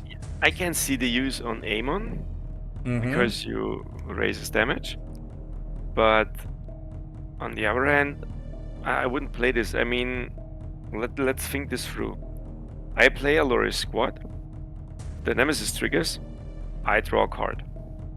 It's my opponent's turn. He probably thinks, yeah, I can deal with 2 damage. You can have that, but you don't draw a card. So basically, you draw your next card early, and then forfeit the next one because of Sentinel. Yeah, I wouldn't include it. There's better cards in the game. I have seen opponents play this and win against me because of the Nemesis trigger, because it's cheap. So it has a little use on Amon, but I don't think it's a good card. It's not trash, because it does have its value, but it's not worth a spot in your deck. Now, with the mission, I have a thing to say here. I think in a way the mission has become worse, because with the introduction of Nemesis, you kinda are ruining it because you're no longer triggering Nemesis or Rally with cards that you draw with True Firstborn. It is more doable though, because more like better Custodes units available. The question really is, do you really want to use this mission on anyone other than Ixion Hale? I don't think so. No. So you can play it on Ixion, but you already said the most important part. It would be better if you could do, let's see, Shield of the Emperor. If you just draw a card, and if it is a Custodes, lower its cost to 0, so you can still trigger the effect. If it's another card, you just drew it. That's okay. That would be much better. Yeah, a lot. But the way it is now, you might want to put into play, let's say, where is it? Aquilon's Sodality. And it did nothing. And it's not acting either because it's a relentless. Yes. Yeah, that's not good. You can play it on Ixion Hale, but on the other hand, you can create a card, and you can choose a card with Ixion Hale with his ability. I think you are over-winning, so to speak, when you manage to finish your mission because you had troops down for 5 turns. You just win more. Yeah. So, yeah, that's the spot. It's not trash because you can play it on Ixion and it kind of forces your opponent to deal with your troops because you don't know what you get. But anyway, it's just not good. Other missions are solid additions to your game, like the Ultramarines one, where you just get a free 4 troop for free, or outright disgusting, like the Raven Guard ones, where your opponent gets sentenced. Permanent sentenced, yeah. But it does too little, or it even damages your way of playing the game because Nemesis can't trigger anymore. Absolutely. Yeah, I'd say it would be an okay mission if you drew a card, and if it is a Custodes, it just went to 0. A similar effect like Emperor's Host. That would at least put it to all right, I'd say. But still, most warlords wouldn't use it. It's just too big a cost to forfeit 5 cards. Absolutely. Chosen Warrior, and this is what I thought was the Golden Exemplar. I think this is pretty good because +2 attack and first strike, so this can set up lethal, this can help you trade. I think it's very good. Yeah, I'd go down to alright because it just adds the amount of attack for your next attack. So if you want to combo off with Incarnate Purpose, you only get the additional damage for your first attack, which isn't bad. But it's 2 energy for 2 damage, which kind of is the average point system in HHL. So I can see a spot for this in event play, but for constructed in the ladder, I'm not sure if I would include it. Yeah, now Can be good, but it's not too good. All right it is, I'd say. Yeah, now that you said that it's only for 1 attack, it makes sense. Yeah, it's not that good. And what does Binding Oath do again? Give Frontline and +1/+2 to a friendly troop. Bad? I think it's bad. Yes. Too slow, I would say, and you just overload another troop. Why play this when Valdor has this inbuilt, basically? Yeah, and you can buff 2 troops. Yeah. And it doesn't cost a card slot. That's always a cost you have to consider. Can I play or can I use something else for this? And for one of the just 30 card slots you have, +1/+2 and Frontline just isn't enough, especially because you have quite decent frontliners, or something that acts as a frontliner. It's actually pretty cool how balanced the list is. Yeah, now that you say it, it is, yeah. Yeah, the faction is looking really good then. That means. Yeah. I mean, before the balance patch, we easily could put down every card at least one tier. Hmm. But now, they did a solid balance patch in this. Absolutely. Yeah, this is a very good patch. Yeah. Which also furthers my point of having extremely good cards like Imperium's Law. They have their justification because you always have some power play cards, Yeah. which Nephadian Tychor or Ancient Paradon is. But if you look at the rest of it, yeah, that's okay. You can't build your deck around ST cards alone because some of those are legendaries, which you most of the time won't have in your hand. And you have to use very good or alright or neutral cards which we haven't put in tier list because it would be far too big. So you have your power plays, but you also have to just normally play your deck, and that's completely okay. Absolutely. Absolutely. Absolutely. So, gentlemen, that's it for the tier list. Please don't forget to leave a comment on this part of the video to tell us like what you think, what are your opinions, and what you agree and disagree with. Alright, so gentlemen, now that we got the tier list out of the way, now it's pretty interesting to actually see how we can perform with Debeeran Kalimakon. Now, it's a warlord that a lot of people have been requesting, and they have been requesting this, honestly, for a while, even during the old Custodes, but I never really got to playing it because every time I look at it, I just don't want to play it. So, yeah. Well, let's take a look at what we can do. It's very durable, has an interesting ability, but low initiative. So, let's take a look at what we can do with this. Yeah, let's see. I mean, considering his ability, we want to play low-cost troops. Because Yes. we can only get your thing up every second turn.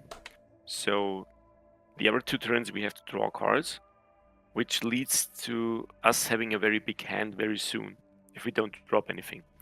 So your main focus will be around, let's say, 1 to 4 energy. Mm-hmm. And then let's see.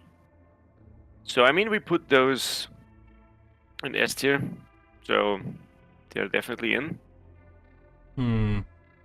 Yeah. I would also go with the Agamottos jet bikes. Well, of course. It's a bit anti-synergetic with Nemesis because you also buff your troops' attack. But I think we can go with 2 or 3 attack, that's okay. Yeah, I mean, it's still gonna be 3/6 when you play it, so if your warlord buffs it, so it's still pretty good. Yeah, and it gets bigger because it also has Exemplar, so Rofri and Constantine it is. Attack it. Probably not Sagittari because you don't really want to attack with your warlord. Maybe wardens are better on this. I mean, we put in this definitely. 100%. Wardens. Let's see, if we got a spot for them, maybe. Sure. Incarnate Purpose we can skip because we're not aggressive. Mm-hmm. We definitely go with the Venatari. And Warden, I think, also is pretty good. Yes. We can skip this. Yeah, definitely skipping that. Not Tychor. Tychor will be in 2. Unspoken Sanction will be in 2. Paradon. Ancient Paradon. Aureus Gunship. 1 Master, as you said. Mm-hmm. Custodes, because why not? Then, yeah, the Firepike Terminators. 1 golden death, maybe? 1. Yes, and definitely the Franatai. Emperor's Host. And since we're going with, or I hope that we go with low-cost troops, I don't think we include this. Yeah, it doesn't really do much. We draw every other turn, so maybe our hand is already pretty big. Maybe see some neutral legendaries. Yeah, definitely. Let's see. Let's start here. Yeah, I mean, Kaiser Lane can't be too bad. Yep. Never go wrong with Kaiser Lane.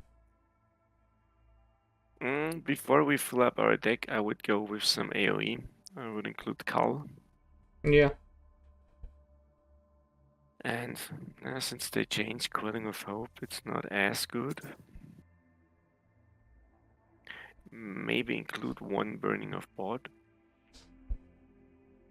Or do we? Do we need it though? But we might. I don't know.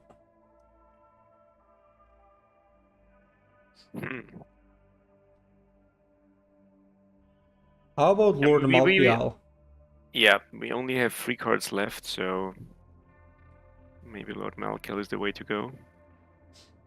So 2 more cards. What does the free energy spot say? Chthonian Strategias. Sork, maybe? That could be okay-ish.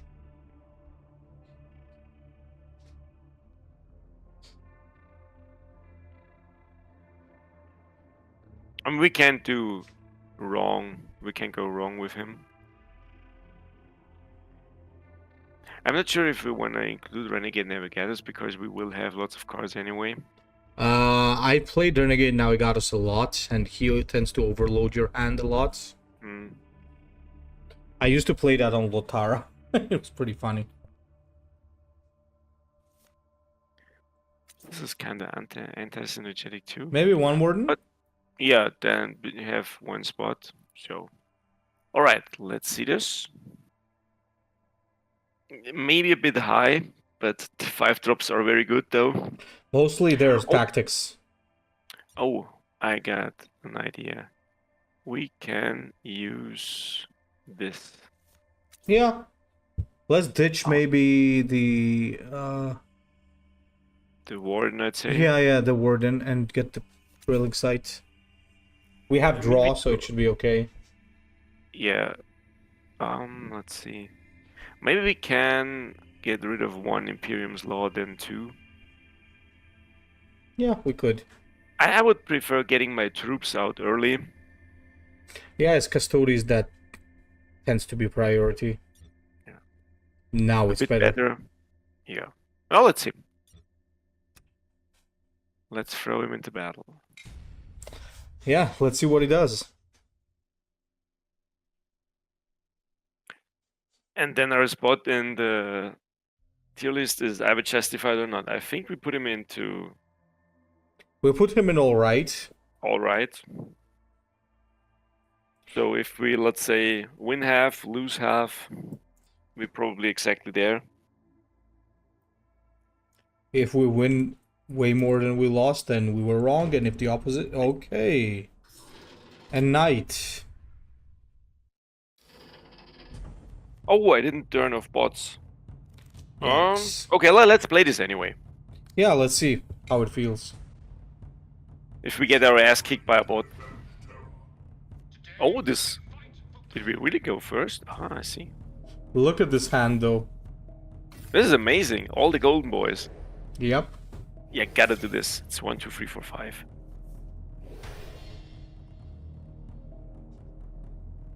Ideally, this gets buffed. Oh, of course not. No, let's put it down anyway.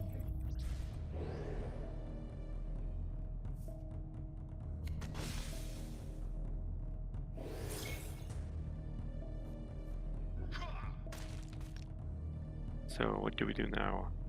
I mean, let's see what we get here. Oh, Sigilite's chosen. Can't go wrong with that. And then let's put down something a little bigger. And damage his weapon.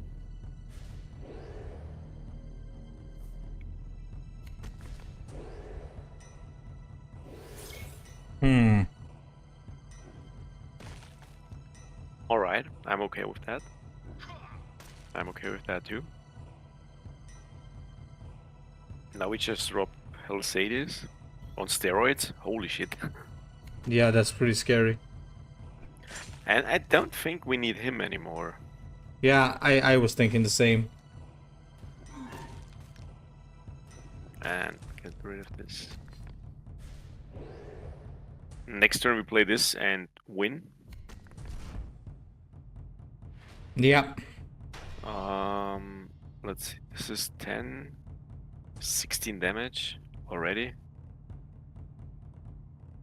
Yeah, whatever. Oh, Infector, Astartes. Oh, it doesn't matter too much.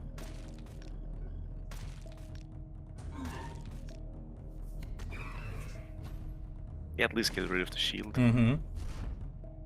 And even if he puts down the Frontliner, we can use either this or this. Or just kill him.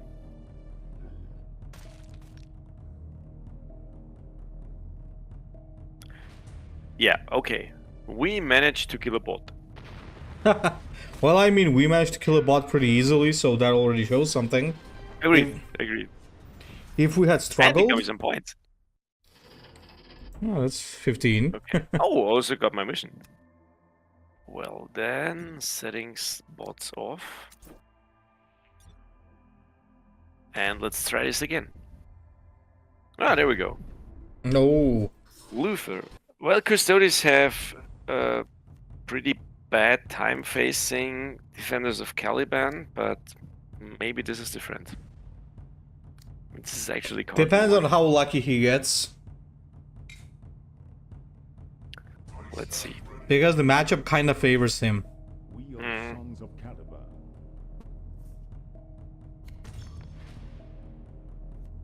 Okay, let's draw.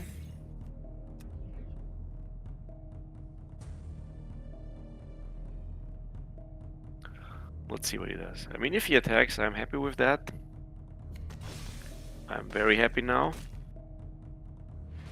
That is very weird. Because now we can do this.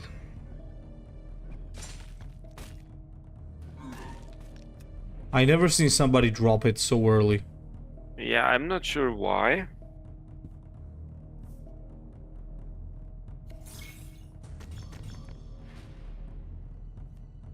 This. Maybe drop this. Kill the board again.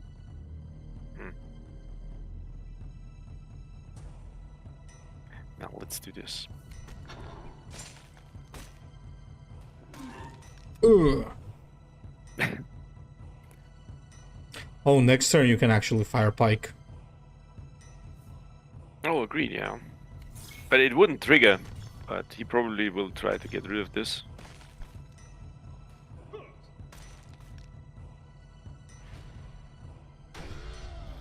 Yeah, and that's the point where this really comes in handy. Yeah, let's drop those.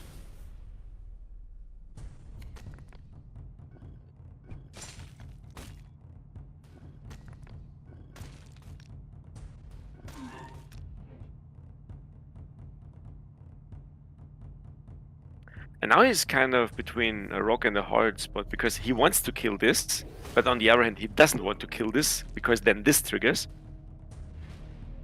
Yeah, he's the...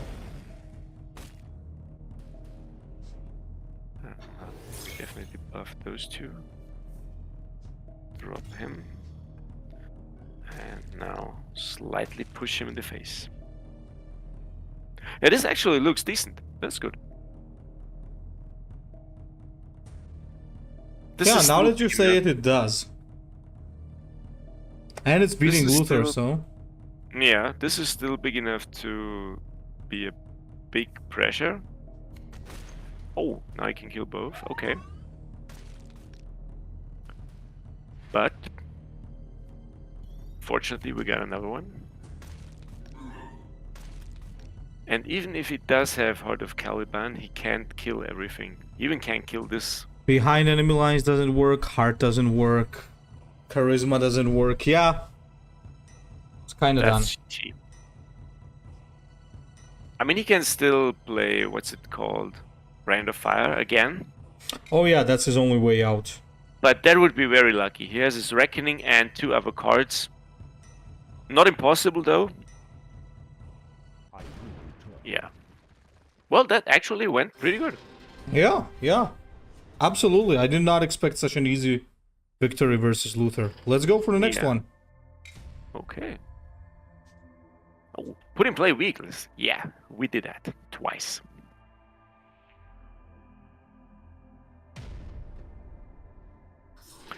He is also a buff warlord, isn't he?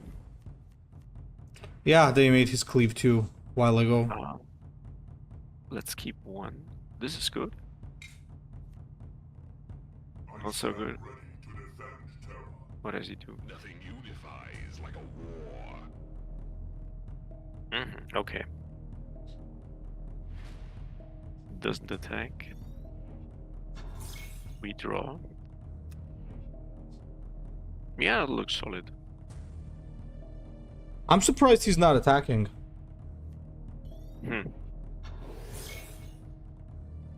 Oh, Yeah, that's okay.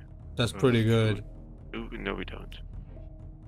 I mean, next turn, if you put something down, we can play this and the jet bikes, which are actually pretty beefy now. There you go. So, and we could also attempt it now. Yeah, I go with this. That's, I think, the better one, because this way you get a beefier front line. And he does have cleave, so Yeah. consider this. Okay, he can get rid of it. I'm okay with it. But he still has to eat 4 damage. Yeah. Definitely the correct choice. Draw another one.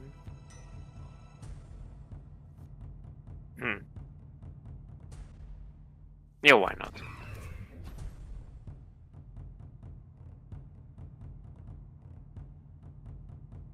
Next turn I actually want to play the Firepike Terminators. If he allows for it.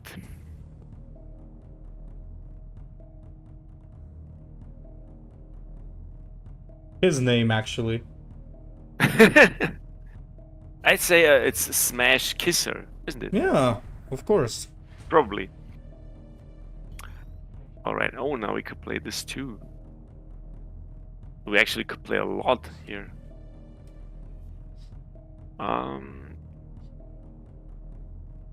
Yeah, let's see what we... Ah, there we go. Okay.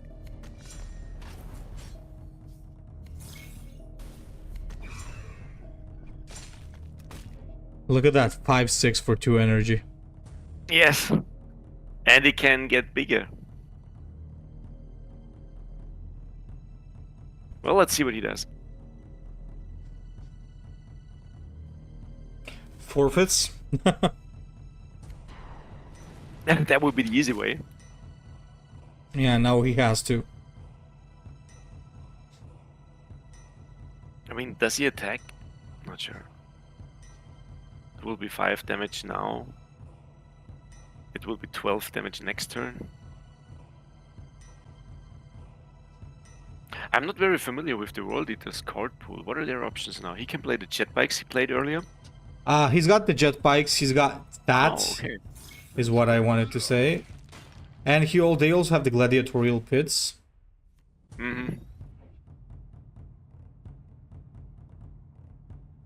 Yeah, but still, let's throw. Where's the correct spot? It's here. It's between the 5/3 and the warlord, I think. Yeah, probably. Probably. That's because just protected from cleave. I mean, he can play his invulnerable card and hit him. Or do that. Fair point.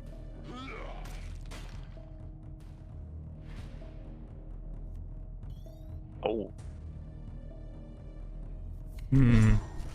I think we... Do we even kill it? I mean, it costs 4 energy.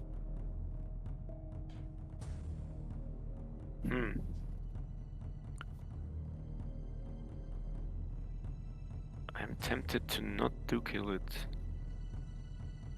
Because he will have hit him at least once with the warlord. Now let's do it that way. Yeah, I also think leaving it is the best idea because now he has to suffer from maintenance. And a Paradon. I mean, his hard removal could be low enough if he has one. Well, I mean, they always carry at least one. With that. Okay, with that too. And that's Chi-Chi. Oh, come on!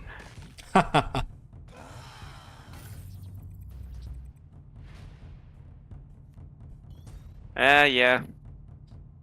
Sometimes the Emperor provides. Yeah, still don't want to kill it.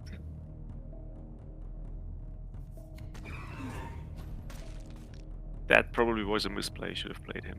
But okay.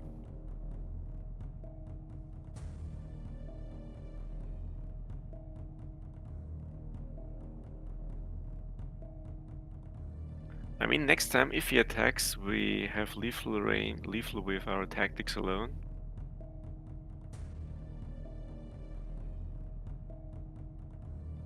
But I think at the moment he really suffers from maintenance.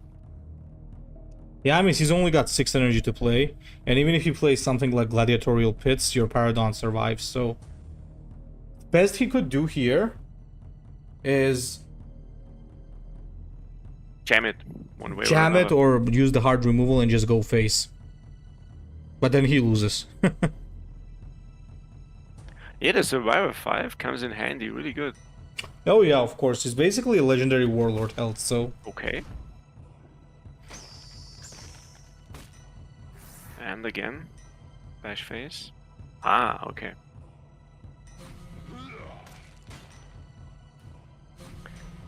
Yeah, GG.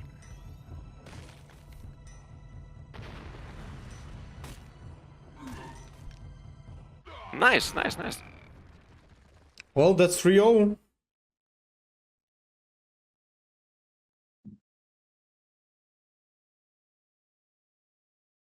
Okay, that was good. I would say that was pretty good. It was, yeah. So, by the way, I just got a small problem with my mic. Can you still hear me? Yeah, yeah. Okay, then it's fine. Yeah, let's do another one.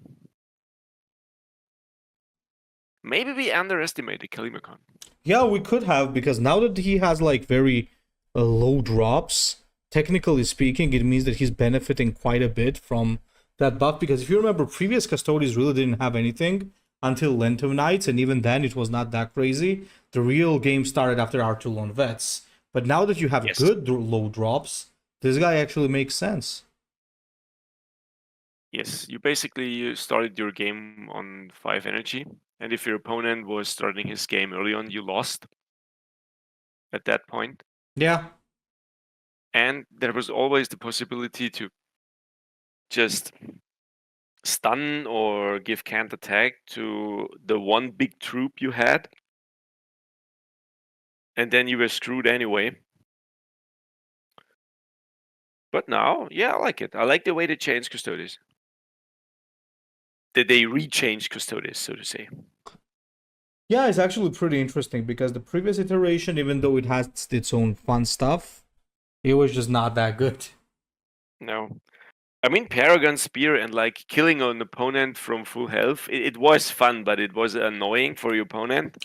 And it was very, very tedious. And some matchups you just lost from the start. Yeah, you had pretty toxic gameplay in that sense. Especially recently, Nassau was going crazy because people played displaced civilians. Yes, or Ruinous Claim. Oh, colleague of mine. We got... I think you leave that, right? Yeah, why not? I mean, our first 2 turns are draw, buff, then drop. Yeah, that's fine. That's okay. So we got Corvus Corax. Okay. And the Body of Mine from MC. Okay, let's see if we can take him. Oh, that's actually a nice voice line. What do we have here? There's no turn back. Yeah, you have my respect. Oh, we have to say this later on. We definitely have to. Absolutely. This doesn't fit, Yeah, that's but this is amazing. not for Korax. Yeah.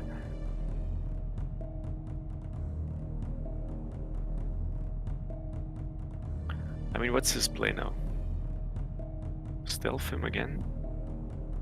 Yeah, okay.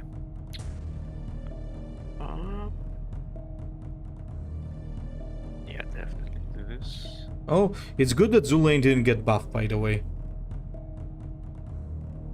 I mean, he will kill this and put this into stealth again.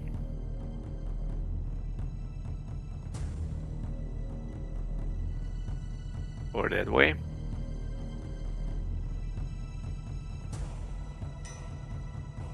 Well, I think this time we have to do this.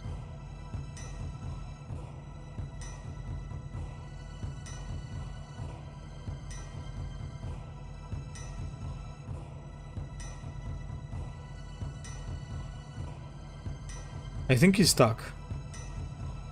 Ah, no, No. there he is. I think we don't have any anti-stealth. Nope, there it is. Yes, you do. Yeah, why not? This.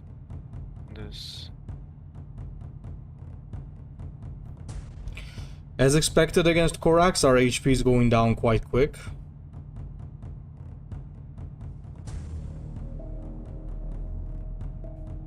Okay, I can deal with this.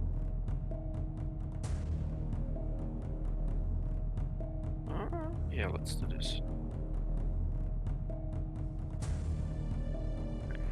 This is good. Yeah, that's gonna be pretty good.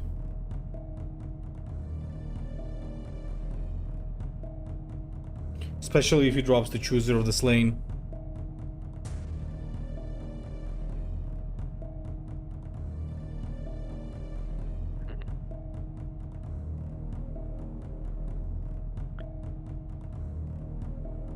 Yeah, let's do this.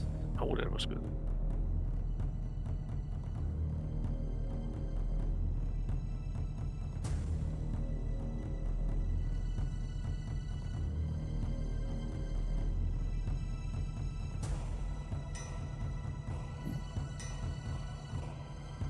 Fair. By the way, did you notice that they now get 2 of those cards? One from the neutral pool. Yeah. Yeah, I get the Fire Pike, but first buff, I guess. Maybe you can even make it bigger. Nope. No. Yeah, but that's okay too. Yeah, it's big enough. I mean, the neutral one does affect troops only, but not the worst thing, I'd say. Okay with that too. Now let's see what we draw. Yeah, why not? Oh, shame, could have used this earlier. He has one card, the other one is his Reckoning, so let's do this. Glad for the Survivor 5 here, but we might be dead. If he gets the Thunderhawk, I believe. No, I don't think he... Okay, that way. Okay. Okay. What do we do now? I mean, I think this is forced play.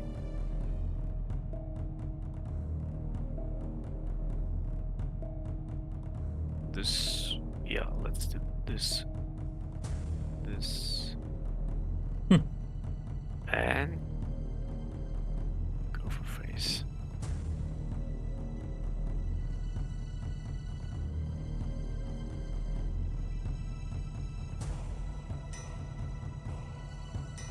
I maybe have lethal with this, I hope. Okay. Okay. Oh! Nice play. Oh, we didn't get to drop our voice line.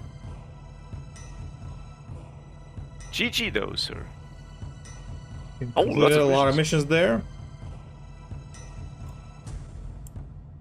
Very good. Okay, next one. This actually is solid gameplay. Yeah, for now, only victories. This looks great too. Yeah, this looks pretty good.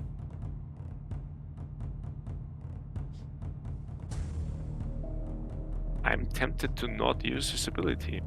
And drop Malkiel, right? Yeah, but then we don't really have board drop, so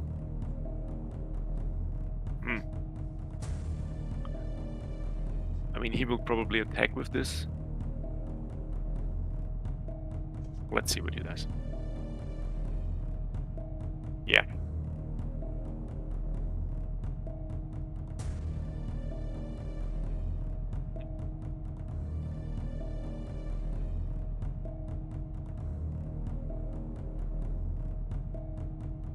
Oh, it hit Malkiel and Constor. Okay, fine. As expected, the Sons of Horus aggro.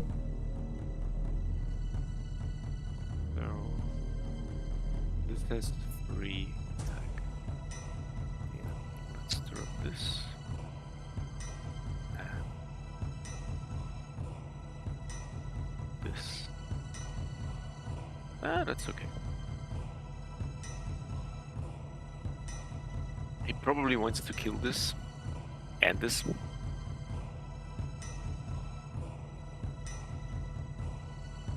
Oh, please don't get Terra. Damn it. I jinxed it. It always happens that it's either Terror or the Nurgle one.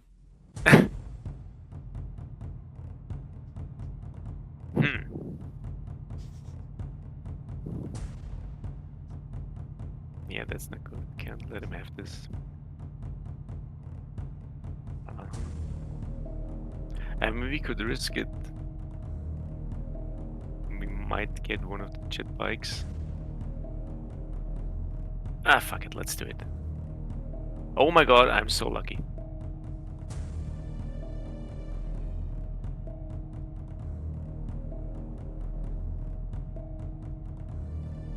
Ooh, that was lucky. That was pretty good.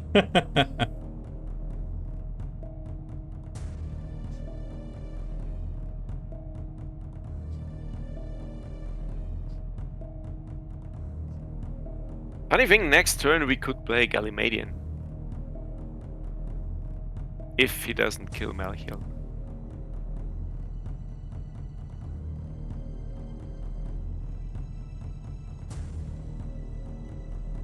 Okay. Okay too. That's okay too. Alright, gotta do this. On the other hand, we even might play this. But this is fun, yeah. $713 on the board. He will probably use one of his hard removals here. How did we get that for so cheap again? Auric Master. Yeah, Auric Master, that's right. What does that do? Deal 1 damage. Oh, that's very annoying. Best kill this at first.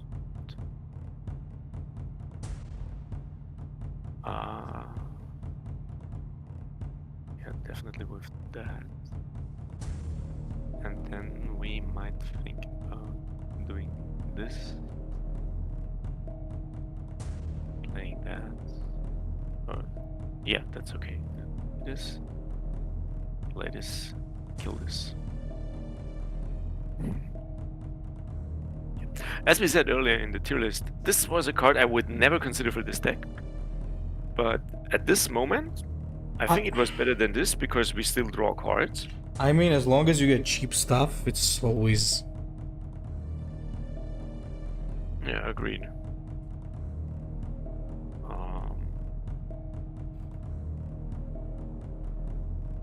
Do we wanna... Nah, probably just go face.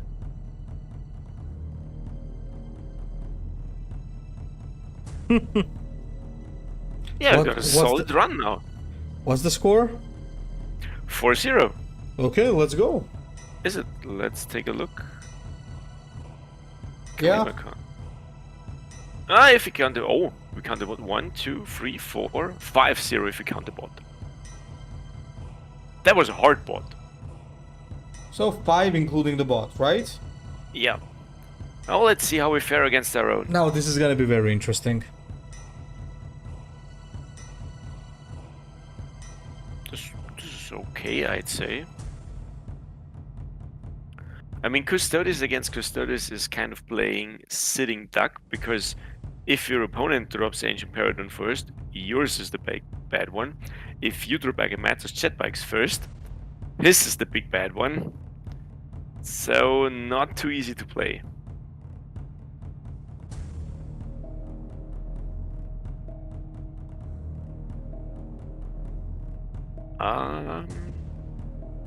No. I think we're aggro here now because he only has 30 health. Yeah, compared to our 40, he has nothing. Yeah, that's what I was afraid of. But okay. Now I'd go with Muster, to be honest. Okay, pretty good. Yeah. Again, cards I would never consider adding in my deck, but as stat sticks, okay-ish, I'd say. I mean, if you drop this on 5, it's 7, 8, that's okay. Even if it never triggers the Nemesis effect, but it's something your opponent will have to deal with.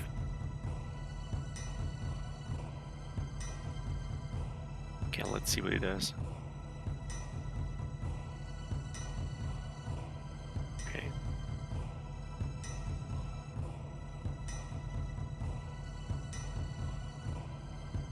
Yeah, tempted to drop this.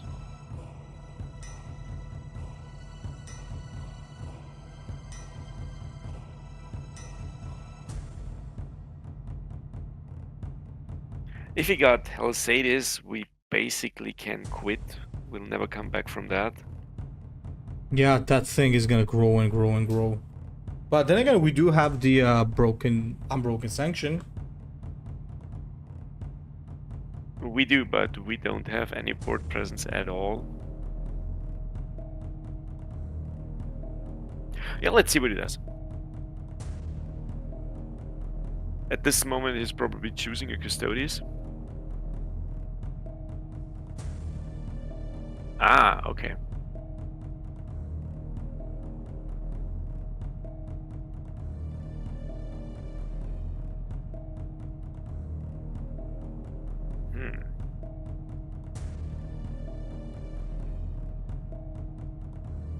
I am tempted to do this. Ah, shame. A lot of stuff that he has there. So, what do we do now? I mean, we could just go face. Would that be a good idea? I'm not sure. Really not sure. Maybe take out the 6-8.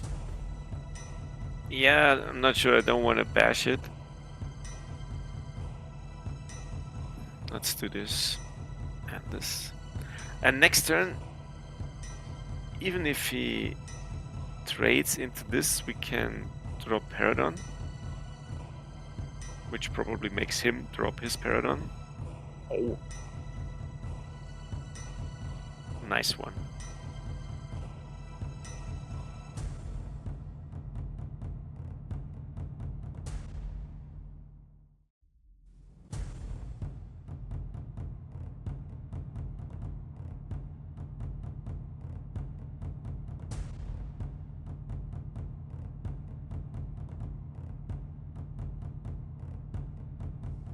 Alright, let's see what happens.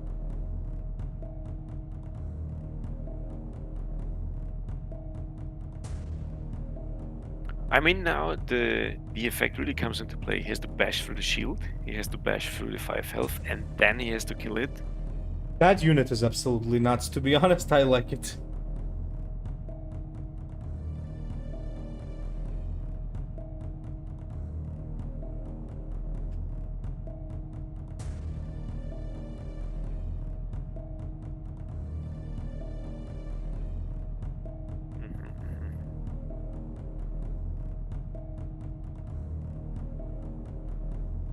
Yeah, we will probably lose this one.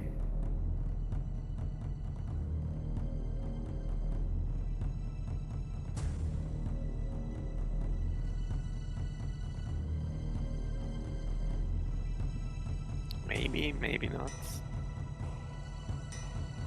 I mean, it's 6/6 and kill it. He will draw a card. We can also do this. But I fear we might be dead. Yeah, most probably we are.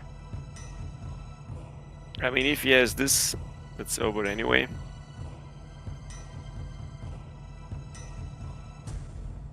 That's Oh, he doesn't. He does not.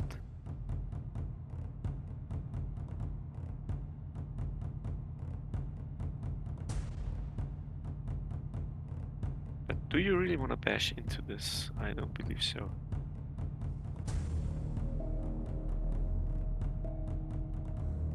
Oh, you do? Okay.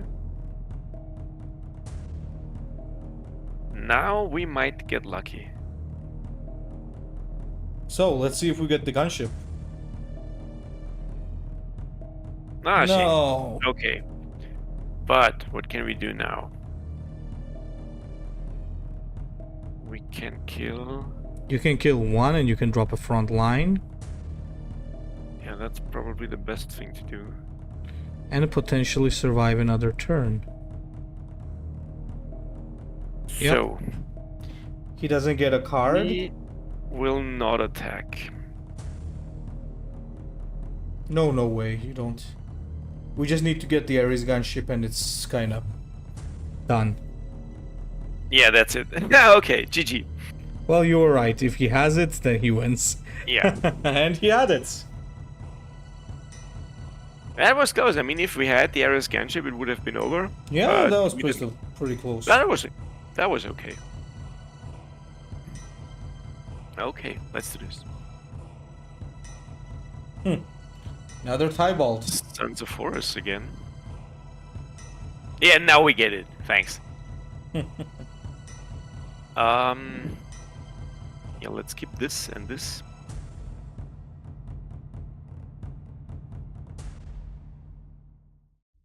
And let's see what happens.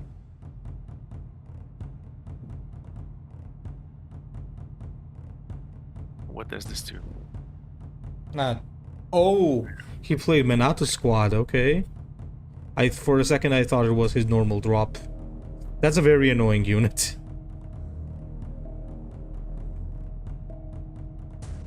Okay, let's see if this... shame.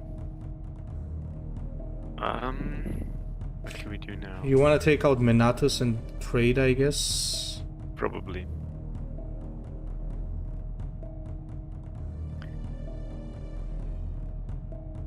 It's unfortunate about the Nemesis, but... He's low on cards now. Yeah, that's the way it is. It just is. So we can trigger this. We can play this. I prefer this. I prefer this definitely now. Okay. Let's see what he does.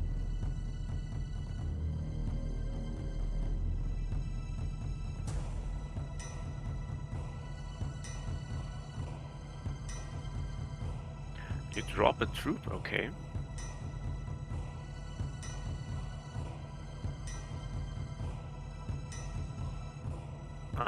Wanna burn me down?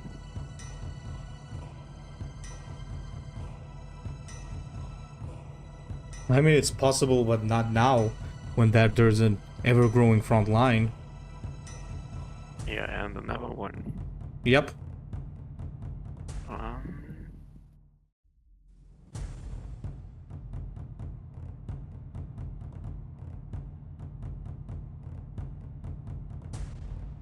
I mean, this is the priority target. This is just there.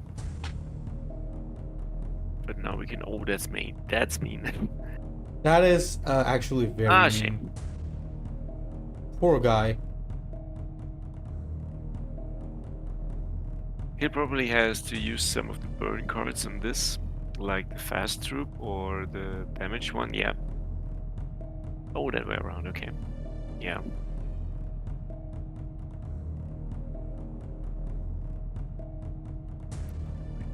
And now we are the aggressor.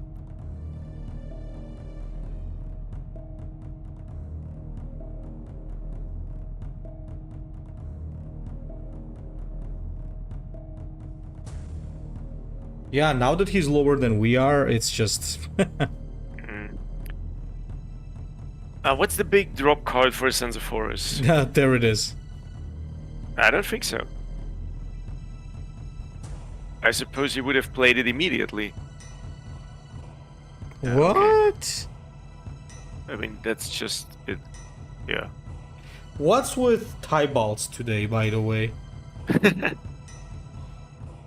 Yeah, going face is usually the place. Yeah, and Ashuradan was way too good at doing that. Yeah, what did he do? I mean, the cards he created were cheaper, and he got one boost to an attack if he triggered Spearhead. And I think he also had higher initiative.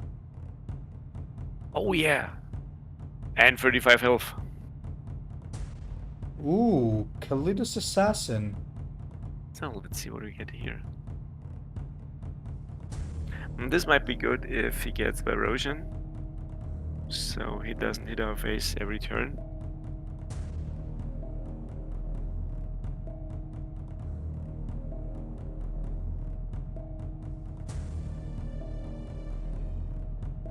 Okay.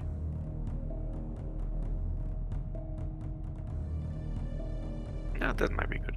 Did he just forfeit 5 health? He did. I mean, he'll draw, and when he turns back, he's gonna get him back, I think. Yeah, but not to 35, does it? We'll see.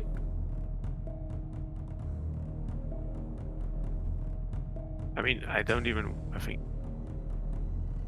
think I want to attack that. Yeah, the ability is nothing too crazy. Oh, I see. I mean, could have done that anyway. Oh, wait a second. Does this kill his special card? If we hit him now? Oh, let's give it a shot. No, it just disappears, okay. Eh. Whatever, we got a 6-7 on the board. Yeah. With a shield. And he really did lose 5 health by turning into his Raphael. Okay. Interesting. Well, thank you, sir. Okay, I can live with that. I can live with that too. Then, there you have more targets. Yeah, he's in trouble.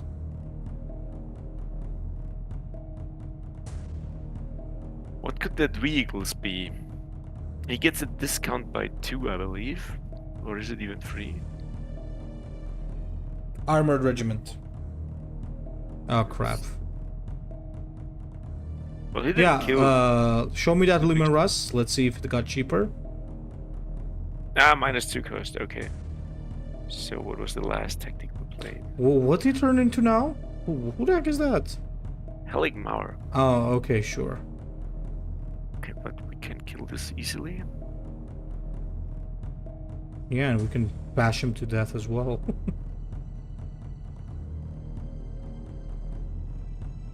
Yeah, this is...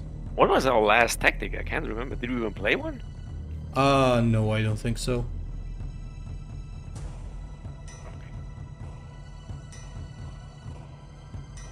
Yeah, nice. Ah, yes, the sex demon. Oh no. Oh no. Yeah, thought so. Man, those buffs can stack up like crazy. And it still triggers. Yeah. Nemesis. Let's actually hit 2 more games and then let's assess a little bit. Yeah, definitely. Let's quickly take a look at the battle log. So 1, 2. One loss against the mirror. Okay, I can live with that. But everything else, which I mean, the decks we played against weren't highest level in the meta right now because it's still early in the season. We're like 6 victories, 1 defeat, right? Yeah, but that's still a good score. That's very good. I mean, plus it's on 4K as well, so you play that on High Terra, so yeah. If a Warlord can get so many wins on High Terra, then yeah, it's working. And those were no-names opponents. I faced some of those quite often, and they give you a run for the money if you want to win. Yep.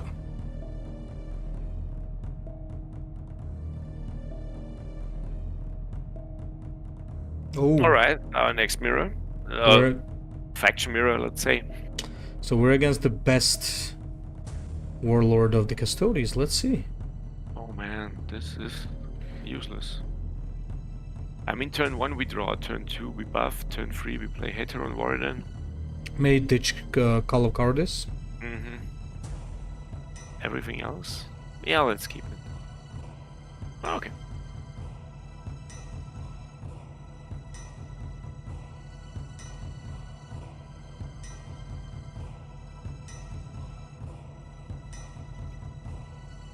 Was that a line from one of the Siege of Terra books? I believe so.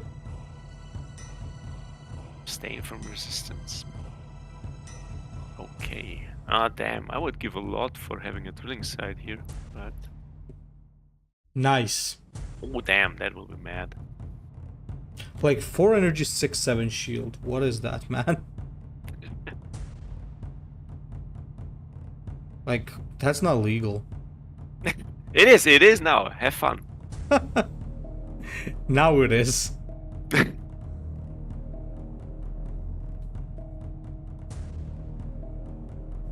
This got ugly real quick. Ah, okay. Fair point. Well, I mean, we can still do a few things on that. We do that. We passion, we do Helsades. Yep. Yeah, definitely.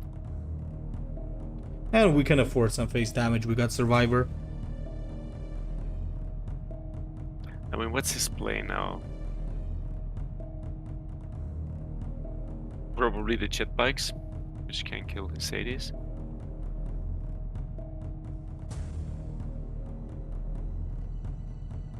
I mean, he can still buff his attack.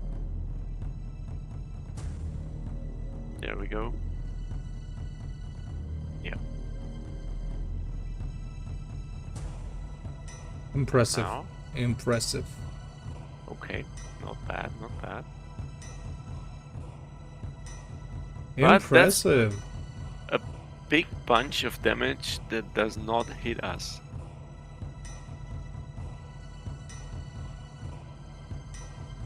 Absolutely. That is a lot of damage that could have gone to your face.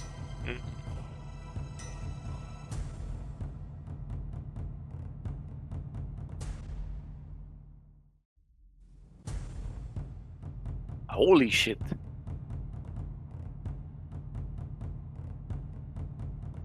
Must say I'm impressed. Well, goddamn. Yeah, let's go with this and that and kill this. This is getting a little scary. I think we were correct with putting Amon in S tier. Yeah, he seems to be shredding. Okay, and without damage, that's fine. Yeah, we already ditched a lot of damage. Yeah. So.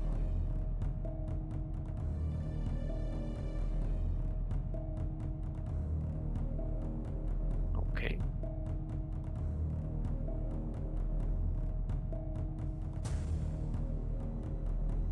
Yeah, let's see. Which custodian will he have picked? This one is possible. Helsades is possible. The first Or one to another drop. one. The first one to drop Tharanatoi is in a disadvantage. Yeah. This one is quite possible too. Yeah. Did he play both of these? Okay, no.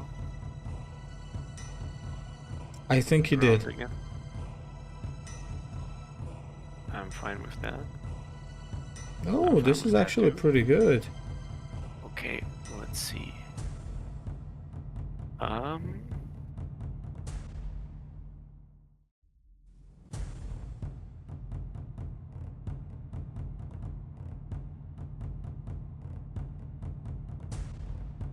That's actually pretty impressive.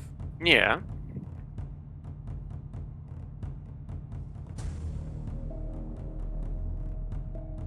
Okay.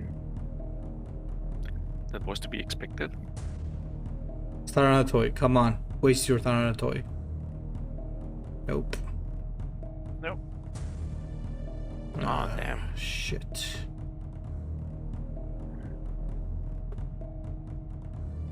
Now he'll probably. Oh, let's do. That's the only thing you can do, I think. Yeah. Well, we have to. And draw.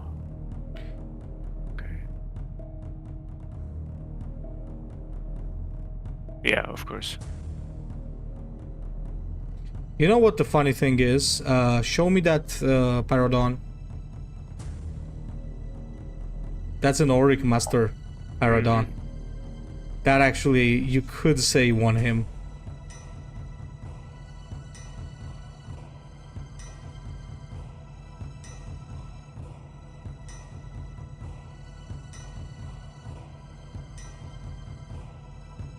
Technically speaking, that could be what won him the game.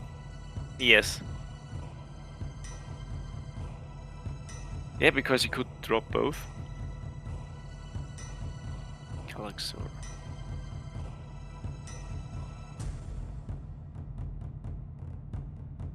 Okay, what do we do? This kills that. And this does nothing. I think we'll lose again. I'll be honest and I'll say that was kind of unlucky, because him getting that Paradon, look at that, you're so close to lethal. Yeah, but I still would have needed all of my energy. Yeah, he won. Okay, I give him that. I'm just gonna say he got pretty lucky with the Paradon.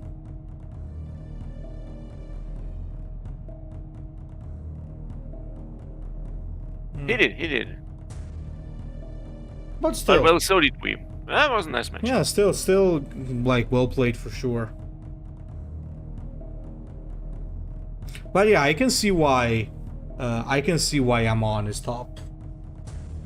Yeah, I mean, he ditched a lot of damage into our troops, but then again, he killed a lot of our stuff with his first strike ability, which usually would have been damage on the opponent's warlord. That would have been enough damage to just finish off with Ares Guard. Yeah. You mean the gunship? Gunship, yeah, not guard. When I started this game, Prosper was newly out, and since I played Hearthstone before, oh, it's Bjormaster again. As soon as I saw the Ares Guard, I was like, oh my god, this must be so broken. Because it was high stats. Boy, was I wrong. Yeah. We didn't really consider how bad Sentinel was at that point.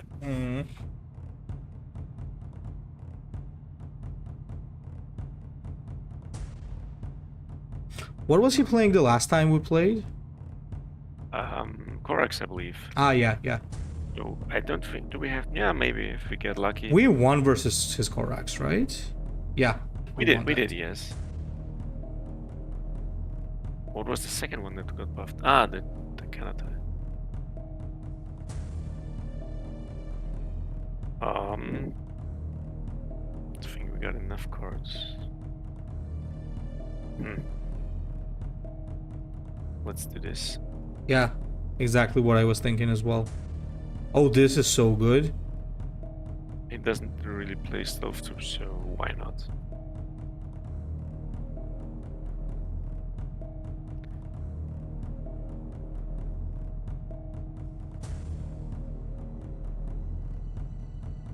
Yep, jetpacks incoming.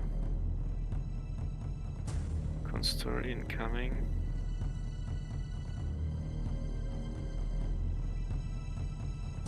Oh, Horus flavor.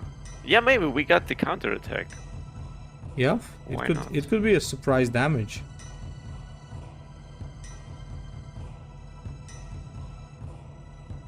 And Sentinel doesn't buffer us too much because we got a full hand. Yep.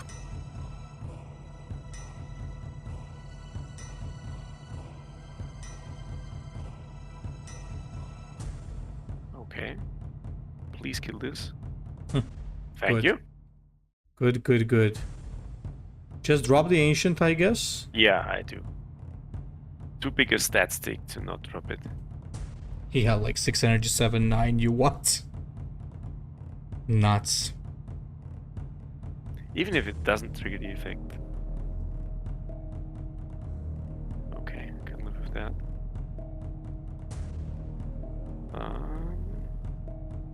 Do we kill it? No, oh no, we do this. Everyone needs 7. And you just go face. Yikes. Nah, he lost this. Yes. agreed. He's not coming back from that. Oh, that's a quite efficient way to deal with this. Still not coming back from that.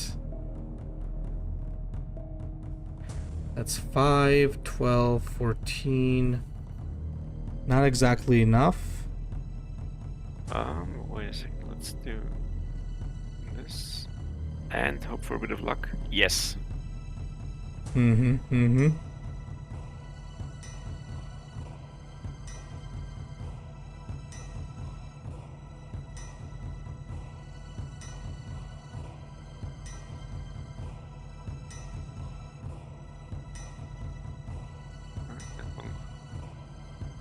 Okay, yeah, but we can still do this.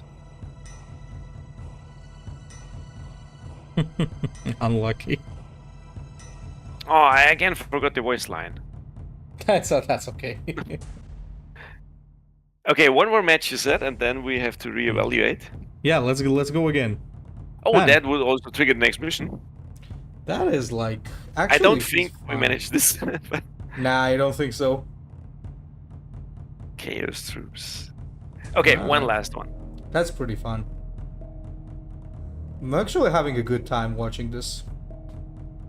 It's fun playing too. Yeah, like I never thought that I never thought he could be so good with the new cars, but like the friggin' Tybalt Mar, what's going on? Oh, it's the same player again. Okay, let's see if he gets revenge. Good luck, sir.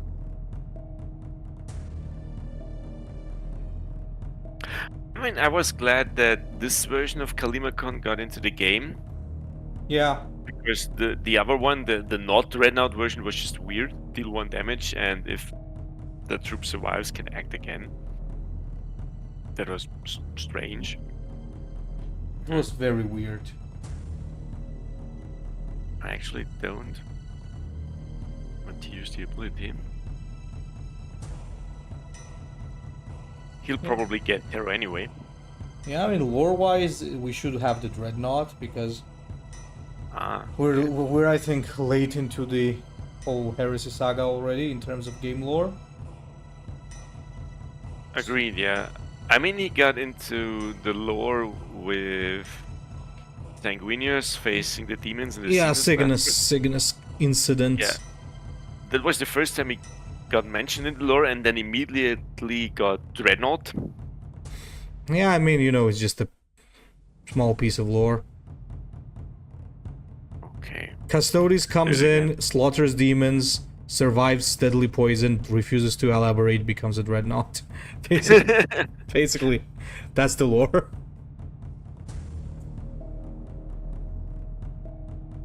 I mean, it's like with that one custodian fighting in the Imperial dungeon who got half his head removed and still fought on. Mm-hmm.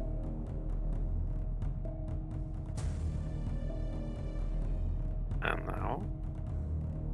Nah, that's bad, okay. I think he should not have done that. I mean, we do this now.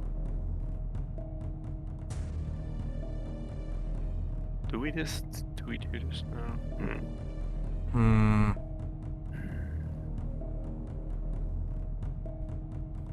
I Let's mean, do this. This might be very good.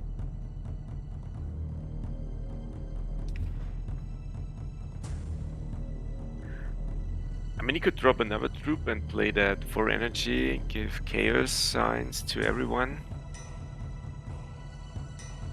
Well, there we go. yeah, you called it. And everything in my face.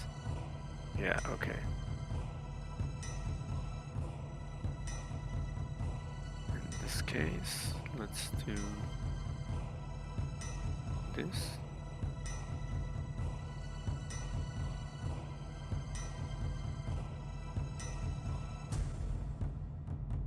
I mean, he's low too. And we have our burn card too. He might win if he got Lupercal's Pursuant. And the Fury thingy. Furious shooting. Okay, it doesn't look that way. Oh, he lost. Or not. Yeah, he did. Because he can't attack anymore. He kind of Okay, overcome. that's He overcome. Close. Close, very close. Very close, though he did overcome it a little bit. Okay, third time's the charm. GG. GG. Alright, I think we have to go back to our tier list again. Do you still have it? I'm not sure. I think I do. Wait.